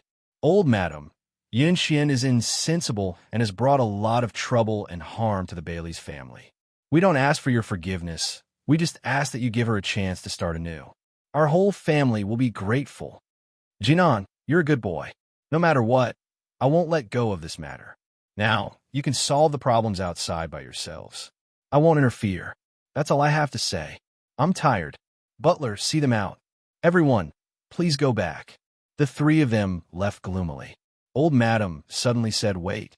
The three of them were delighted. Old madam said, Butler, send President Su's gift back. The Su family looked defeated. The Bailey's family had a very important position in this media war. If they refused to let go, the Su family would have a hard time dealing with this matter. On the way home, the atmosphere was heavy. No one spoke. Su Yinxian knew that she had done something wrong, so she acted more carefully. After returning home, she didn't dare to look at her father's pale face. She quietly went upstairs and locked herself in her room. No one knew what she did. At dinner, she didn't go downstairs. Although her family was angry at what she had done, they didn't completely give up on her. They still asked the butler to send food to her room. However, the food was the same when it was sent in. She didn't eat it at all. The next morning, Su Yinxian still didn't go downstairs. Mrs. Su was worried and asked the butler to go upstairs to check on her. The butler knocked on the door. Miss, there is no response. Miss, I'm coming in. The butler opened the door with the spare key. The room was empty. There was no sign of Su Yinxian at all. He looked around. There was no bathroom, cloakroom, or bedroom. Finally, he found a letter written in blood in front of the dressing mirror. The butler's fingers trembled violently. He scrambled downstairs and shouted in panic, Bad news, old master. Bad news, what's going on? Su Bolin frowned. This is Mrs. Blood letter. The butler's hands trembled as he presented the blood letter to Su Bolin. Su Bolin's eyes narrowed. He hurriedly took the blood letter and hurriedly read the words on it. All the blood in his body rushed to the top of his head. His vision turned black, and he almost fainted.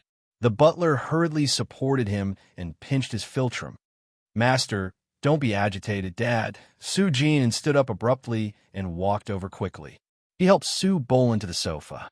Mrs. Su nervously covered his forehead with a wet towel. Su Bolin slowly opened his eyes and grabbed Su Jin's wrist. His voice trembled. Quick, go find Yinxian, quick. Dad, don't be agitated. I'll go and find Yinxian right away. Su Jinan picked up the bloody letter that had fallen to the ground and hurriedly read the handwriting on it. His expression changed greatly. Without caring about anything else, he hurriedly grabbed his coat and car keys and rushed out of the villa. Mrs. Su wiped her tears and asked, Honey, what happened to Yinxian? Her son left with the letter, and she was the only one who didn't know what was written on it. Su Bolin shook his head and painfully closed his eyes. He didn't want to say anything more. However, the words on the letter floated clearly in his mind. Daddy, Mommy, Big Brother, I'm sorry. I was too stubborn and too stupid. I thought that love was everything. For love, I didn't hesitate to sacrifice my reputation and body. In exchange, what I got in return was betrayal and despair. I'm unfilial and brought shame to the Su family. I don't want to be a disgrace in this world anymore. If there's an afterlife, I want to be Daddy and Mommy's daughter and Big Brother's sister. At that time, I will be filial to my parents and respect my brothers. Big brother, please take care of Daddy and Mommy. Don't look for me and don't be sad. I brought this upon myself. I love you. Yunxian's last words. Honey, did something happen to Yunxian? Mrs. Su shook Su Bolin's shoulder uneasily. Tell me, did something happen? Su Bolin's throat was filled with the taste of blood. He clenched his fists tightly. No, nothing will happen to Yunxian. Huilan, hurry up and order the servants to go out and find Yunxian. Okay, I got it. Mrs. Su was terrified. She hurriedly asked the butler to call all the servants in the house and ordered them to go out and find Yunxian. Su Bolin forced himself to sit up and called his old friend to help him. He also called the police. He thought that the chief would send people to find Su Yunxian for the sake of the Su family. However, the chief tactfully said that he couldn't file a case since Su Yunxian had been missing for less than 24 hours. Su Bolin knew that the chief was influenced by the old lady of the Bailey. He shamelessly called the old lady. The old lady just said faintly, Su Yunxian's matter has nothing to do with me. Then she ruthlessly hung up the phone. The Su couple was anxious, but they couldn't do anything. It was expected that the old lady wouldn't forgive Yunxian for what she had done. Although the Su family had suffered a great impact because of the scandal, it had accumulated a huge network of connections for decades. Many people were helping to find Su Yunxian's whereabouts. Su Jian drove fast all the way. Several times, he almost had an accident because of the high speed. He was anxious and his face was cold. He tried to think of where Su Yunxian might go. He drove almost across the entire city, but he still couldn't find her. 10 hours later, dusk had fallen. Su Jian and drove the car to the beach with the last glimmer of hope. He ran on the beach in the wind, looking for her everywhere. Half an hour later, he saw a shoe on the edge of cliff. He rushed over like a madman and picked up the shoe with trembling hands. It was a red high-heeled shoe with tiny crystals inlaid on the shoe. He recognized it. It was the shoe that he had given to Yunxian on her 25th birthday. Yunxian, Su Jian, and held the shoe and called Su Yunxian's name in a panic. But only the sound of the wind responded to him. He ran to the edge of the cliff and leaned over to look down. A white silk scarf was wrapped around a protruding rock halfway up the mountain. The surging waves slammed against the rock. Splashing water wet the silk scarf and shattering all of his hopes. That silk scarf was also a gift he had given her. Su Jian and couldn't hold back his tears anymore. He knelt on the ground and cried bitterly. Yunxian, why are you so stupid? Why are you so stupid? The news of Su Yunxian jumping into the sea spread quickly. Su Bolin seemed to have aged 10 years overnight. His head was full of white spots. Madame Su cried until she fainted a few times. Her eyes were swollen like peaches. In the end, her tears ran dry and her voice became hoarse. She looked haggard like a falling autumn leaf. As the eldest son of the Su family, even if Su Jian was heartbroken, he had to deal with the affairs of the family and the company.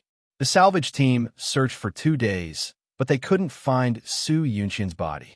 The Su family still held on to the last hope that Su Yunxian wasn't dead.